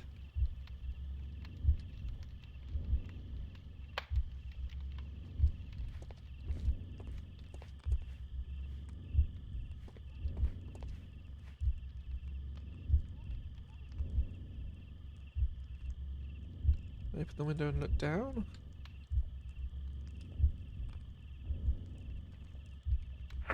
Okay, let's say he looked down. I reckon he then took something. Placed the broken stick, cut the paper with the knife, and threw something in the fire. Let's try that. So he got out of bed, came over to the window, saw the dead bodies, did a skedaddle doodle down there, took something, came back up, got rid of his walking stick, cut some stuff, and burned it. So Mr. Turner used a book to hide an object that he found on Kenneth Butler's body. The question is, what did he find? Okay, well, it must be in the fire. Surely. Books. Footprints.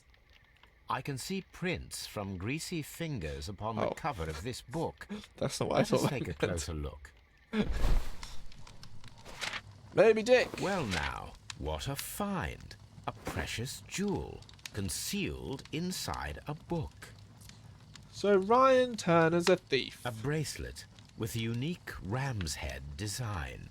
A distinctive feature of ancient Grecian artifacts, probably of the Hellenistic era.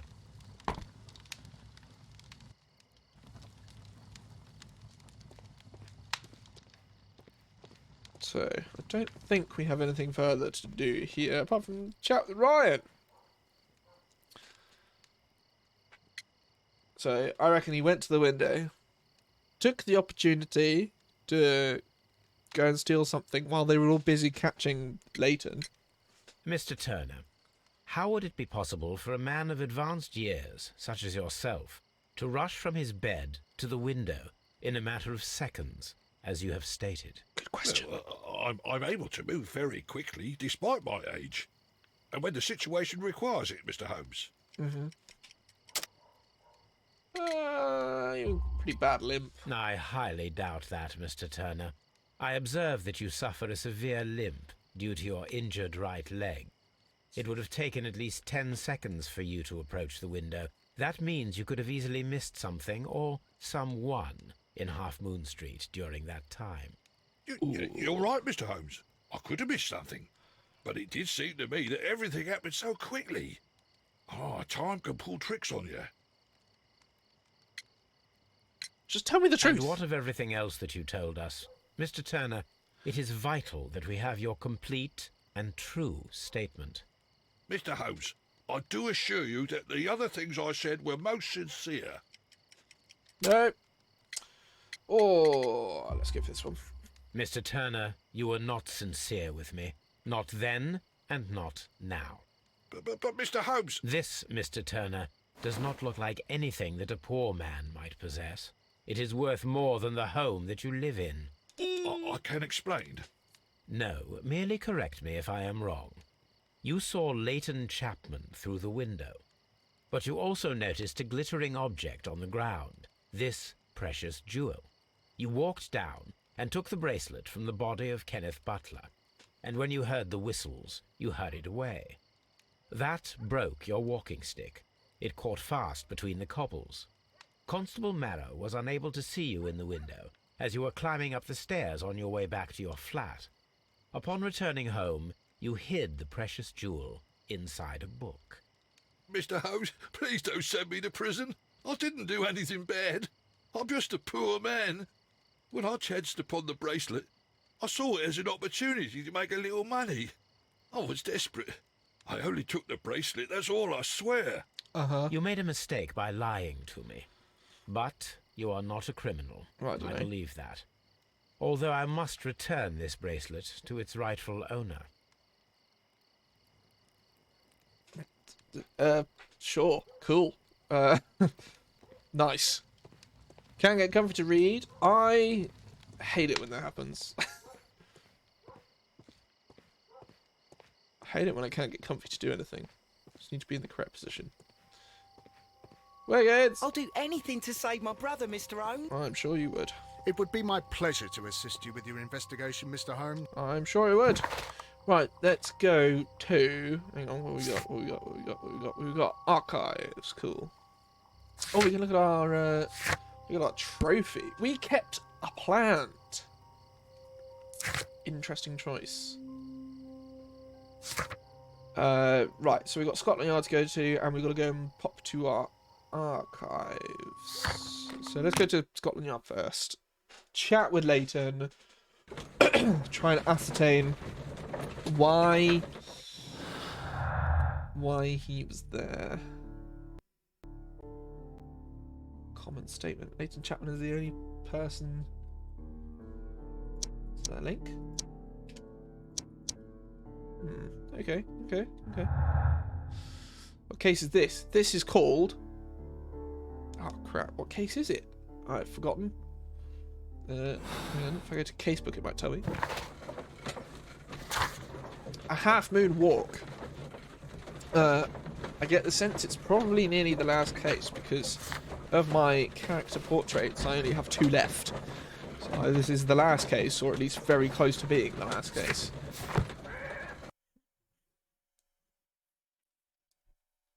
Mr. Holmes, whatever brings you here so late at night? Here to play chess. I'm interested in the case of young Leighton Chapman. He was arrested earlier this evening and accused of a double murder. I beg your pardon? That case is quite clear to the police. Or are there any new facts that we don't know about? Who knows, Inspector? Look, you are free to investigate, of course, Mr. Holmes. Chapman was arrested with a revolver in his possession. Doesn't mean he which you fired can it. find in the evidence room. The suspect himself is in custody. Did you find anything else on his person? A few personal belongings. Nothing particular, Mr. Holmes. Thank you, Lestrade. Sounds good. Oh, look at those noses. Right, let's go have a quick gander at the evidence room. Let's see the belongings. These cigarettes are filled with cheap tobacco. Nothing interesting. An Apple. Not going to comment on the Apple. A cheap watch, bought with his own money, no doubt. So this is the gun that Leighton was holding when he was caught by the police. It is a Webley revolver, a reliable weapon. Indeed.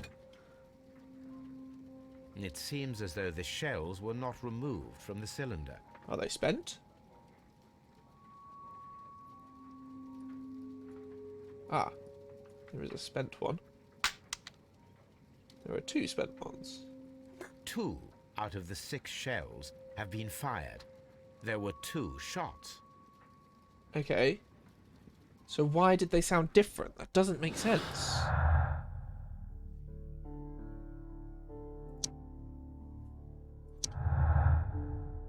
Okay, our first proper connection. Double murder. Kenneth Butler and Brian Vicotti were victims of a double murder carried out by one person.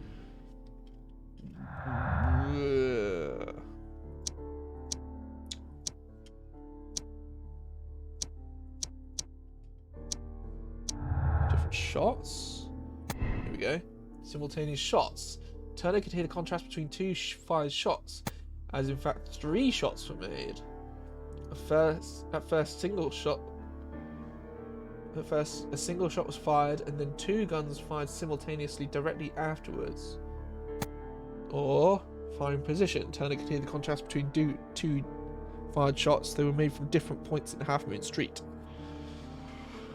Ooh, well, this one has a task attached to it, so got something to do there. One statement, and what does this say? Compelling evidence. The witness testimonies and the crime weapon clearly point to one possible culprit, Leighton Chapman. Well, that's unfortunate, because that's the person we're supposed to be absolving. But never mind. Let's go and have a chisel with good old Leighton. Bro, how's it going? Please escort this suspect for interrogation. Good evening, Mr. Chapman. Oh, he's older than Wiggins. I've got nothing to say. It's all a mistake. Indeed. Calm down, Leighton. I have come here to help you. To find out if you truly are innocent, as your younger brother Wiggins has told me. My brother? You know him? Damn, that scar. And that means you're... Sherlock Holmes. Oh, blimey. All right, Mr. Holmes. I'll tell you everything. Let's do a little character portrait setup. I mean, obviously the scar, deep scar, occasional fights, screw up on the street. Got a black eye as well. Recent bruising, resisted arrest, hot-headed. It doesn't surprise me. Fancy scarf, downtown fashion, cushy job, office clerk. Reckon? And he's been to prison. Committed a crime. Indeed. Indeed he did. Good. Tell me your account of what happened. I left my work, and I hurried up to see the fireworks in Whitechapel. I was late, so I decided to cut through Half Moon Street. I saw the first fireworks light up in the sky. I bumped into a constable on a corner before entering Half Moon. Then suddenly, what with all the firework flare, I saw 2 men. They were both lying flat in the middle of the street. I stopped where I was. I thought about turning back to the police, but as I was thinking of that, I saw a third person. He was leaning over the body that was furthest from me. That could have been Ryan. The second I saw him, he raised his head, and he stared at me. In a flash, I saw his gun, but he made a dash for it instead, and he escaped through Whitechapel Street. Okay, probably not Ryan. So you might still have had time to return to the constable. I panicked. I didn't know what to do. Anyway, I approached the bodies just to see if they were still alive. I saw that one had blood pumping out of his stomach. He was dying. It was horrible. The second one was already dead. He had a hole in his head. He was holding a gun in his hand, though. I took it, and then I followed the third man. Interesting. Pray, continue. I turned a corner, and I saw the man standing in the middle of the street. He seemed to be in some sort of panic. And then, Mr. Holmes, something strange happened. I told the police and they laughed at what I said, but I swear to you, my words are true. I started running towards him. But then I was blinded by a flash. It was so bright that I hardly saw anything for a good dozen seconds. Like a flashback. But I kept running forward. As I arrived in Whitechapel, I heard a woman screaming. And then I was caught by the police. But there wasn't a trace of that man. Of course, then they found a gun and all that blood. I couldn't see the murderer escaping and all that mess. Perhaps I was still half-blinded at that moment. A thrilling account, my young man. Leighton, are you able to describe the person whom you saw standing in Half Moon Street? Well, I wasn't able to see his face at all. It was too dark, and he was too far away. I could see his silhouette. And what about that? Nothing so special. He was wearing a jacket. He was quite average in size and his weight. I see. Was there anything else that struck you at the time? No. But perhaps it's strange, but I can't remember the sound of his footsteps as he was running away. Perhaps it was because of the fireworks or the surprise of me seeing him. Leighton, I confess I am puzzled. Why should a young lad like you take a gun from the hands of a dead man and set off in pursuit of a probable killer? Good question. I keep wondering that, but at the time it was like a reflex. A criminal ought to be arrested, and he was armed. You were willing to risk your life. That was a little foolish, unless you wanted revenge. No, Mr. Holmes. I was just being brave and stupid.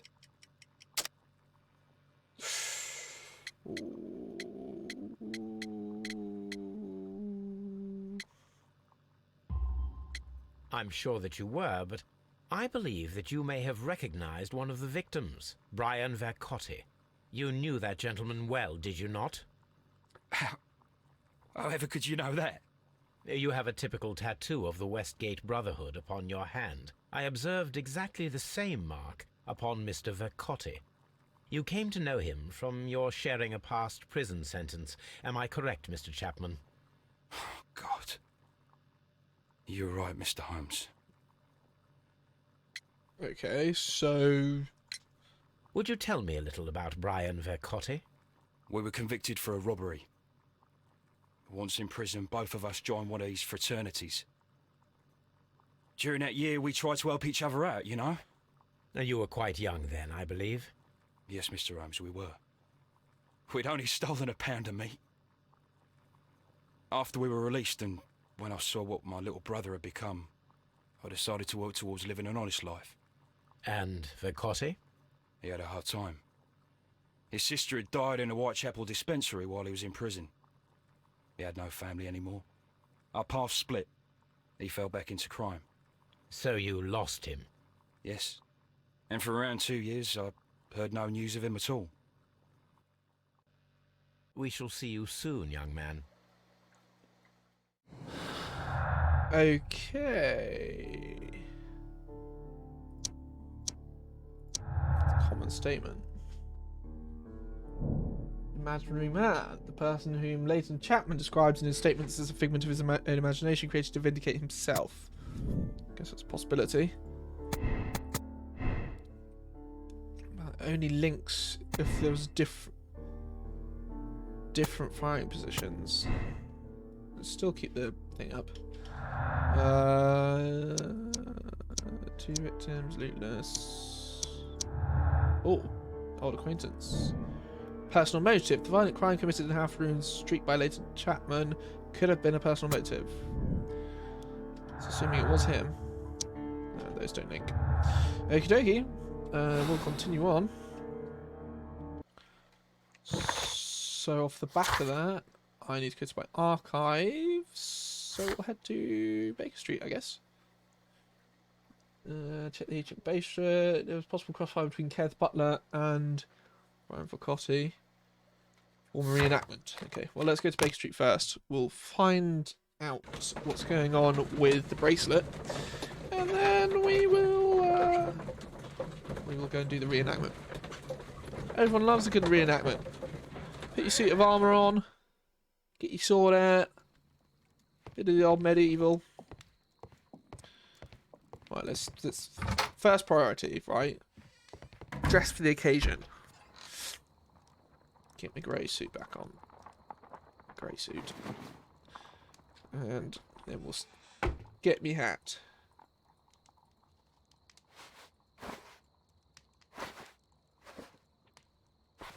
There we go. Fabulous. Ready to go. We can check the archives.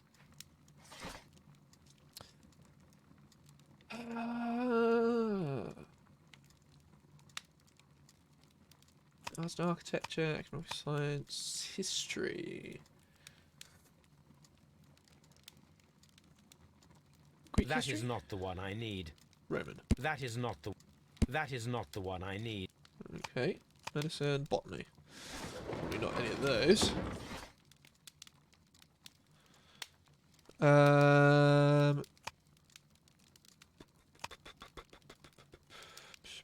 Ah. That is not the one I need. Oh, you said it was Hellenistic, probably.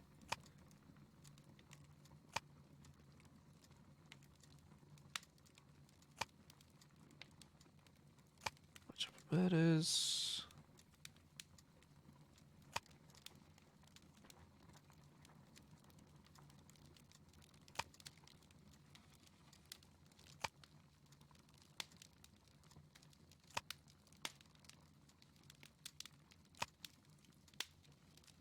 Okay, it doesn't appear to be those. Let's try research. I doubt it's chemistry. There's toxins, bruises, injuries, characteristics, martial arts, marks and symbols. What?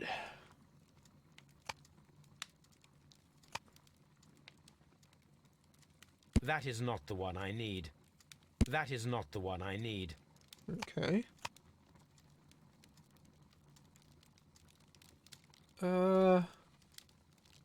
That is not the one I need. I don't know what that means. I just clicked it just in case.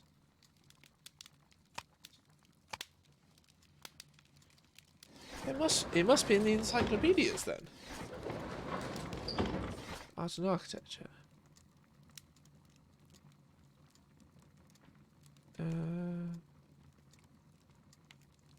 That is not the one I need. Wouldn't be architects, would it? Wouldn't be economic science. Wouldn't be technology. I thought it might have been history. Definitely not medicine. It's not going to be botany. That is not. That is not. That is not. That is not the one. So what is it?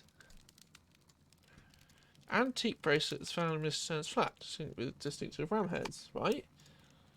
So... Oh! I'm an idiot. These beautiful antique jewels represent a part of the Hellenistic treasures collection, depicted on the five heads of mountain rams upon a bracelet, necklace and ring, each made of pure gold. The 5 rams of Mytilene have been missing from the museum since 1885. Here it is. I need to continue my research in my archive. I've already found the newspaper article. That's okay. We'll go and I'll go and dig it out. 85. There it is. The Strand, treacherous theft. The Hellenistic treasures were stolen yesterday evening while being transported by cab on their way from the British Museum to the Glassford Fine Art Exhibition. Pawnshop owner Kenneth Butler contacted Scotland Yard that night and provided information regarding a gentleman who attempted to sell him a collection of historical art at his pawnshop in Church Street.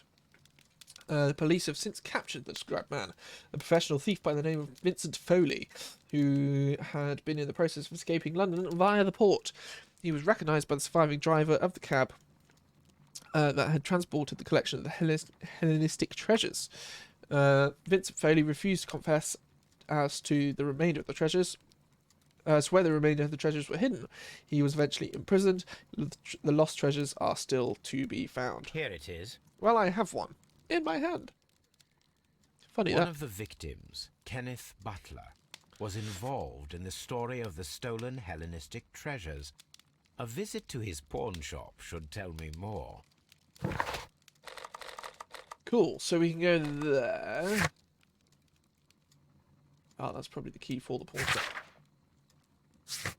And we can also go back to the crime scene and do recreation. Oh, let's do the pawn shop first. Why not? Somewhere new to check out.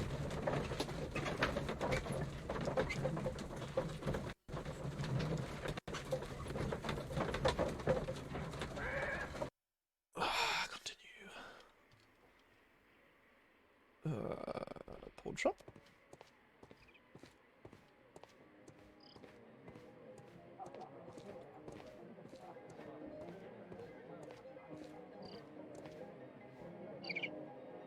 It's a bar. I can't go in. They look like they're having a grand old time. Nervous Wednesday? What are you nervous Wednesday? Eh? Something exciting going on? That is a lock. Oh, that's to leave. Okay, never mind. definitely don't want to go through the lock gates. Here's the pawn shop. Examine the door. The door is locked, but I won't try to pick it. There are people directly behind me. I don't know if he says that, but in the Mr. Butler's key matches the lock perfectly. in the Divine Syndicate, he just picked a padlock with no problems, even though there was the guy meditating behind him or whatever he was doing. Midwife. Oh, love good midwife appointment.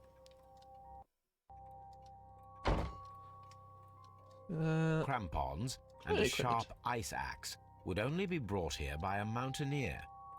Well, it's a pawn shop. Be all sorts of interesting things, I'd imagine.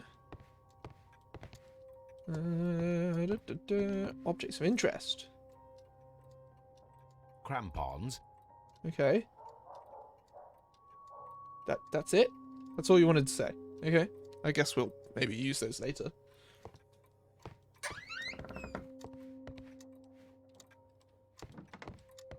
More shells. A flare pistol. Perhaps it was pawned by a destitute sailor.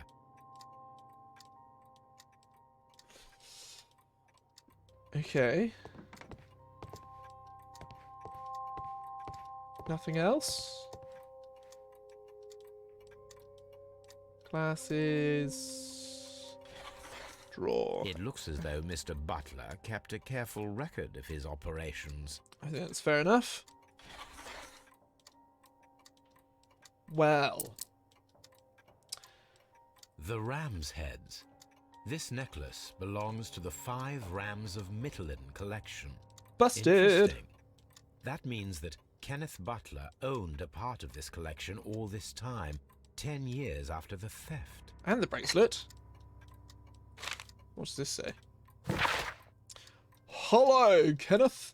I remember you once told me about 3 pieces of golden jewellery with ram heads from ancient Greece. You still got them, right? Well, good news for you. I found a man loaded with money who's crazy about those jewels. He's ready to fork out a small fortune.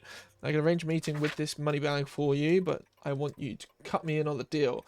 I'll be waiting for you at the crossing of Great Alley and Half Moon Street on Sunday evening before the fireworks. Brian Vacotti.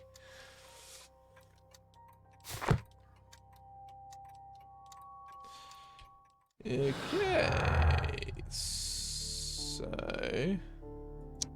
there's Jules. 2 victims. So what?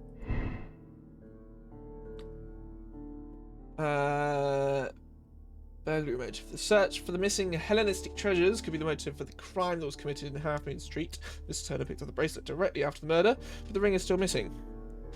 Personal motive. The violent crime committed in Half Moon Street by Leighton Chapman could have had a personal motive.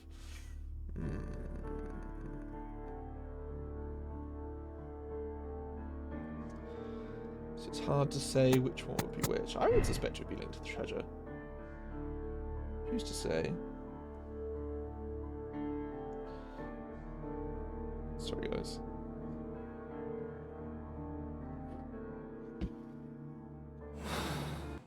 Okay, so is that it? Have I finished searching the pawn shop?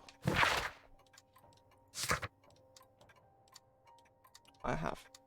It would seem. So we've got a couple of objects of interest, but I guess I don't need them right now. Let's go back to Half Moon Street and do the recreation.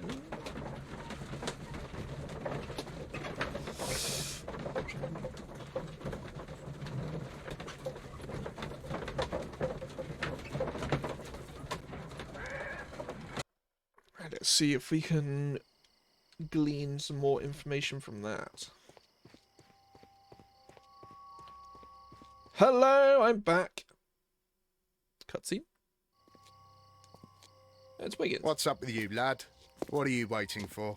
I'm waiting for my brother to be released. Your brother? The one that you caught, beat up and imprisoned. Ooh. Ah, the murderer. He ain't killed no one, copper. Watch your mouth, lad, else you'll be joining that worthless brother of yours. Oh dear. Deary, deary me. It would be my pleasure to assist you. All right, mate. Let's see if I can... Mr. Holmes, Okay, I thought I might be able to make Wiggins feel a bit better. Select the gunman. I suspect it's probably this guy. He fired 2 shots. Go up there. I am unable to see any higher. I need to find something to lift my lamp. All over it. All over it like a cheap suit, mate. Thank you. This should be useful. Indeed. And now I shall combine with the lamp to make pole lamp. Do it. I don't see any bullet holes. Nothing interesting here. Okay, so it's probably not him. Okay, so... check the wall.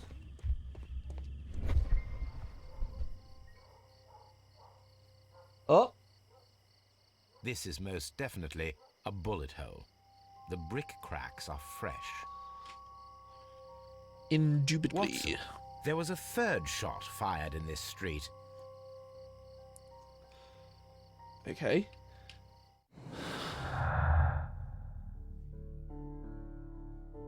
Third shot, 2 victims. So this must link to the imaginary man. Kenneth Butler and Brian Vacotti both died crossfire with each of them holding a gun. One of the guns is now missing. Victims of Butler carrying on. Okay, what if we do this one then? Nope. Try that one. I don't know. Nothing's linking yet. This book's taking you ages. Read faster. No, I'm joking. Is it a good book? Sometimes the best books take longer.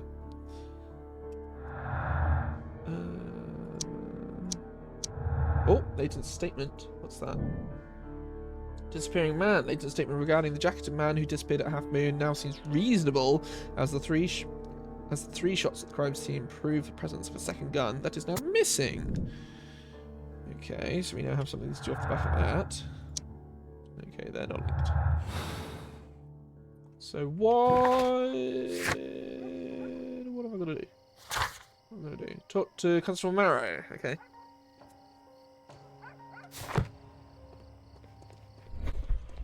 Oh, sorry, didn't used to do that. Hello, Mr. Constable Marrow. Not Mr. Marrow. I mean, I guess he is Mr. Marrow. Constable Marrow, I would value your assistance in this investigation. It would be my pleasure, Mr. Holmes.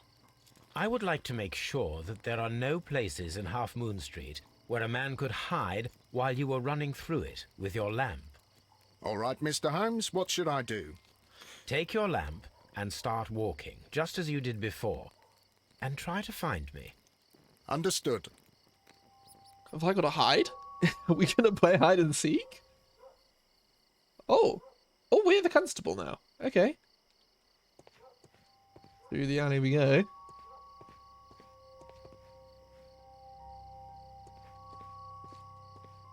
Trying to read fast, beginning a headache. Ooh. Maybe we should take a rest. Found you. I can see you very well, Mr. Holmes. All right, Constable. Let's try again. I'll find another place to hide. I love this. I love that we're playing hide and seek. Here you are, Mr. Holmes. All right, Constable. Let's try again. I'll find another place to hide. This could be my favourite case yet. Especially if Toby gets involved.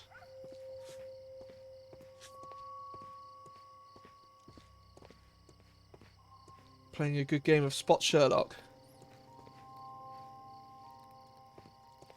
Anyone seen him?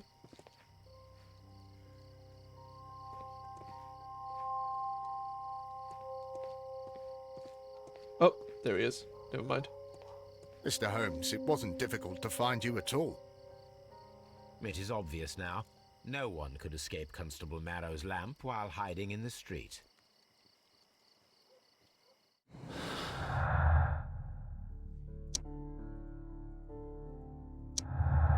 What's the link there? Up the walls. If we can assume that there was one more person in Half Moon Street at the time of the crime, then there was no way forward or back for his escape, only up. Let us reenact the action.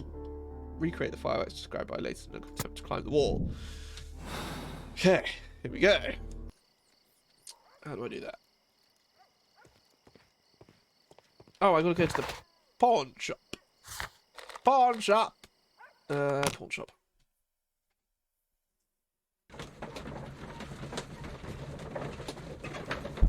Oh, sorry, just smacked my microphone.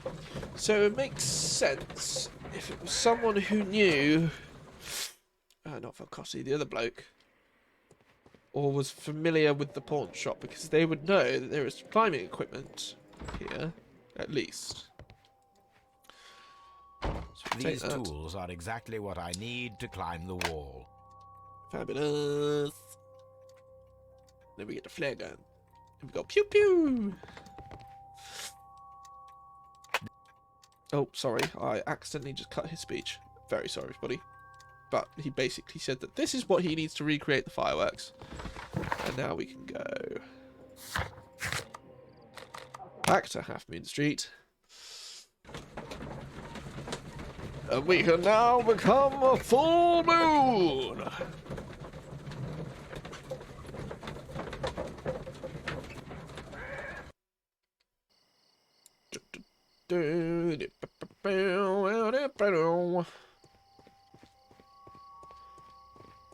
Okay, so right, okay, so it's gonna help us here. Why are you looking at me all the time like that? I'm just watching you, lad. I never know what to expect from people like you. People like me? It's a bit rude. Yes, street beggars and thieves. Ooh. I ain't a thief. Oh, no. Then where did you get whatever it is that you're gnawing on? I very much doubt that you bought it. What ain't seen can't hardly be stolen. Wiggins, you're gonna get yourself in deep trouble here, mate. Or just maybe just keep your mouth shut or something, you know?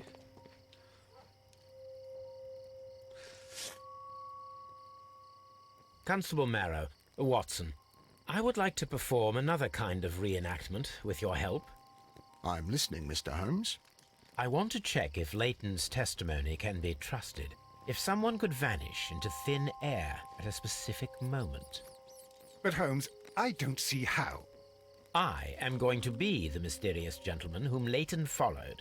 I will stand exactly where he saw him before he was blinded by the flash. Watson, you will be Leighton. When I fire the signal flare, you should start to chase me. I understand, Holmes. You, Constable Marrow, just play your part and do exactly as you did. Just, please, wait 5 seconds after the signal flare. I doubt that Polly Powell would have screamed any earlier. As you say, Mr. Holmes. Let us begin, then. Catch me if you can.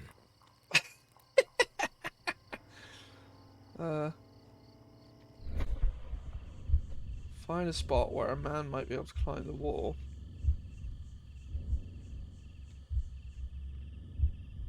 I mean, these all look quite high. Are there any further? Any others? No, this is it. The streetlights fall directly on this wall. Not an ideal spot to escape the crime scene. It is also directly in front of Polly Powell. So she would have seen it. I'm going to assume this wall. The moon illuminates this wall. Anyone trying to climb it would be easily spotted by Constable Marrow. Okay, so this wall is cast in shadow. It would be difficult to see anyone scaling it. Okay. So, do we just get to watch?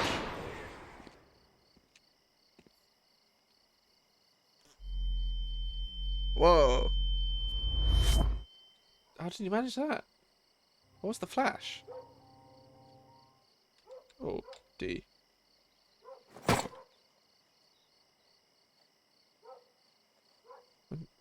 What do you want me to do?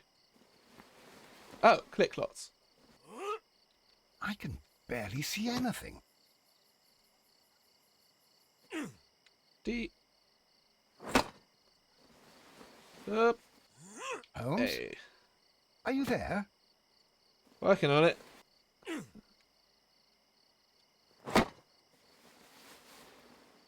I should try climbing faster. I'm working on it. Oh. Did I fail? Oh, I failed.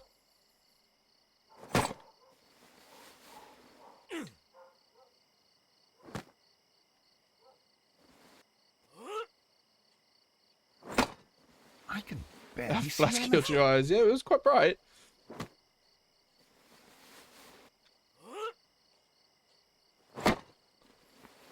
Holmes?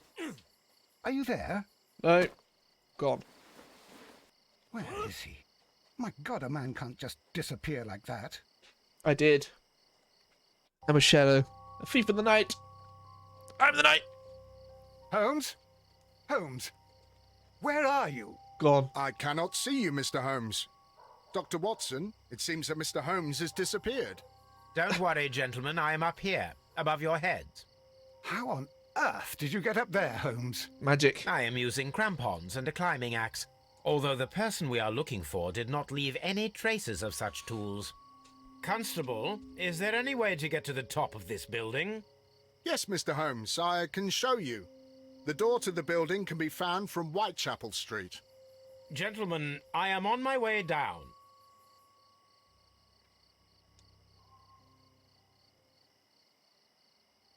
I'm assuming he means this door here.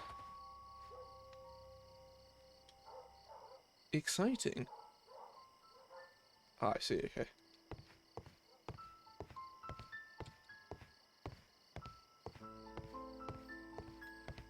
Oh. These shards of glass are from the window above. And there's a jacket. It's empty. An empty pocket. Someone broke through the window to get inside the attic, but in his haste he ripped his jacket. Jacket. Shabby fabric. Black threads. A cluster of thick black threads. They're unusually strong. I should examine them under the microscope. Got sensitive eyes, so bright lights affect my We eyes. can Oh, bless conclude you. that the person whom Leighton saw climbed up the wall, broke into the attic window, and escaped through the hatch. Okay, so he was an avid climber. So that links.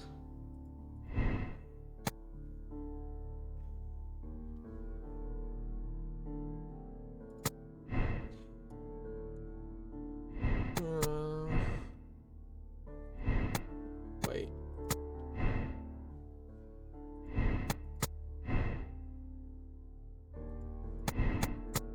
See if we can make some links here. No, nothing's linking together. Oh, there are too many tails! Gives you headaches as well. I'm very sorry. I should probably start putting warnings on my streams.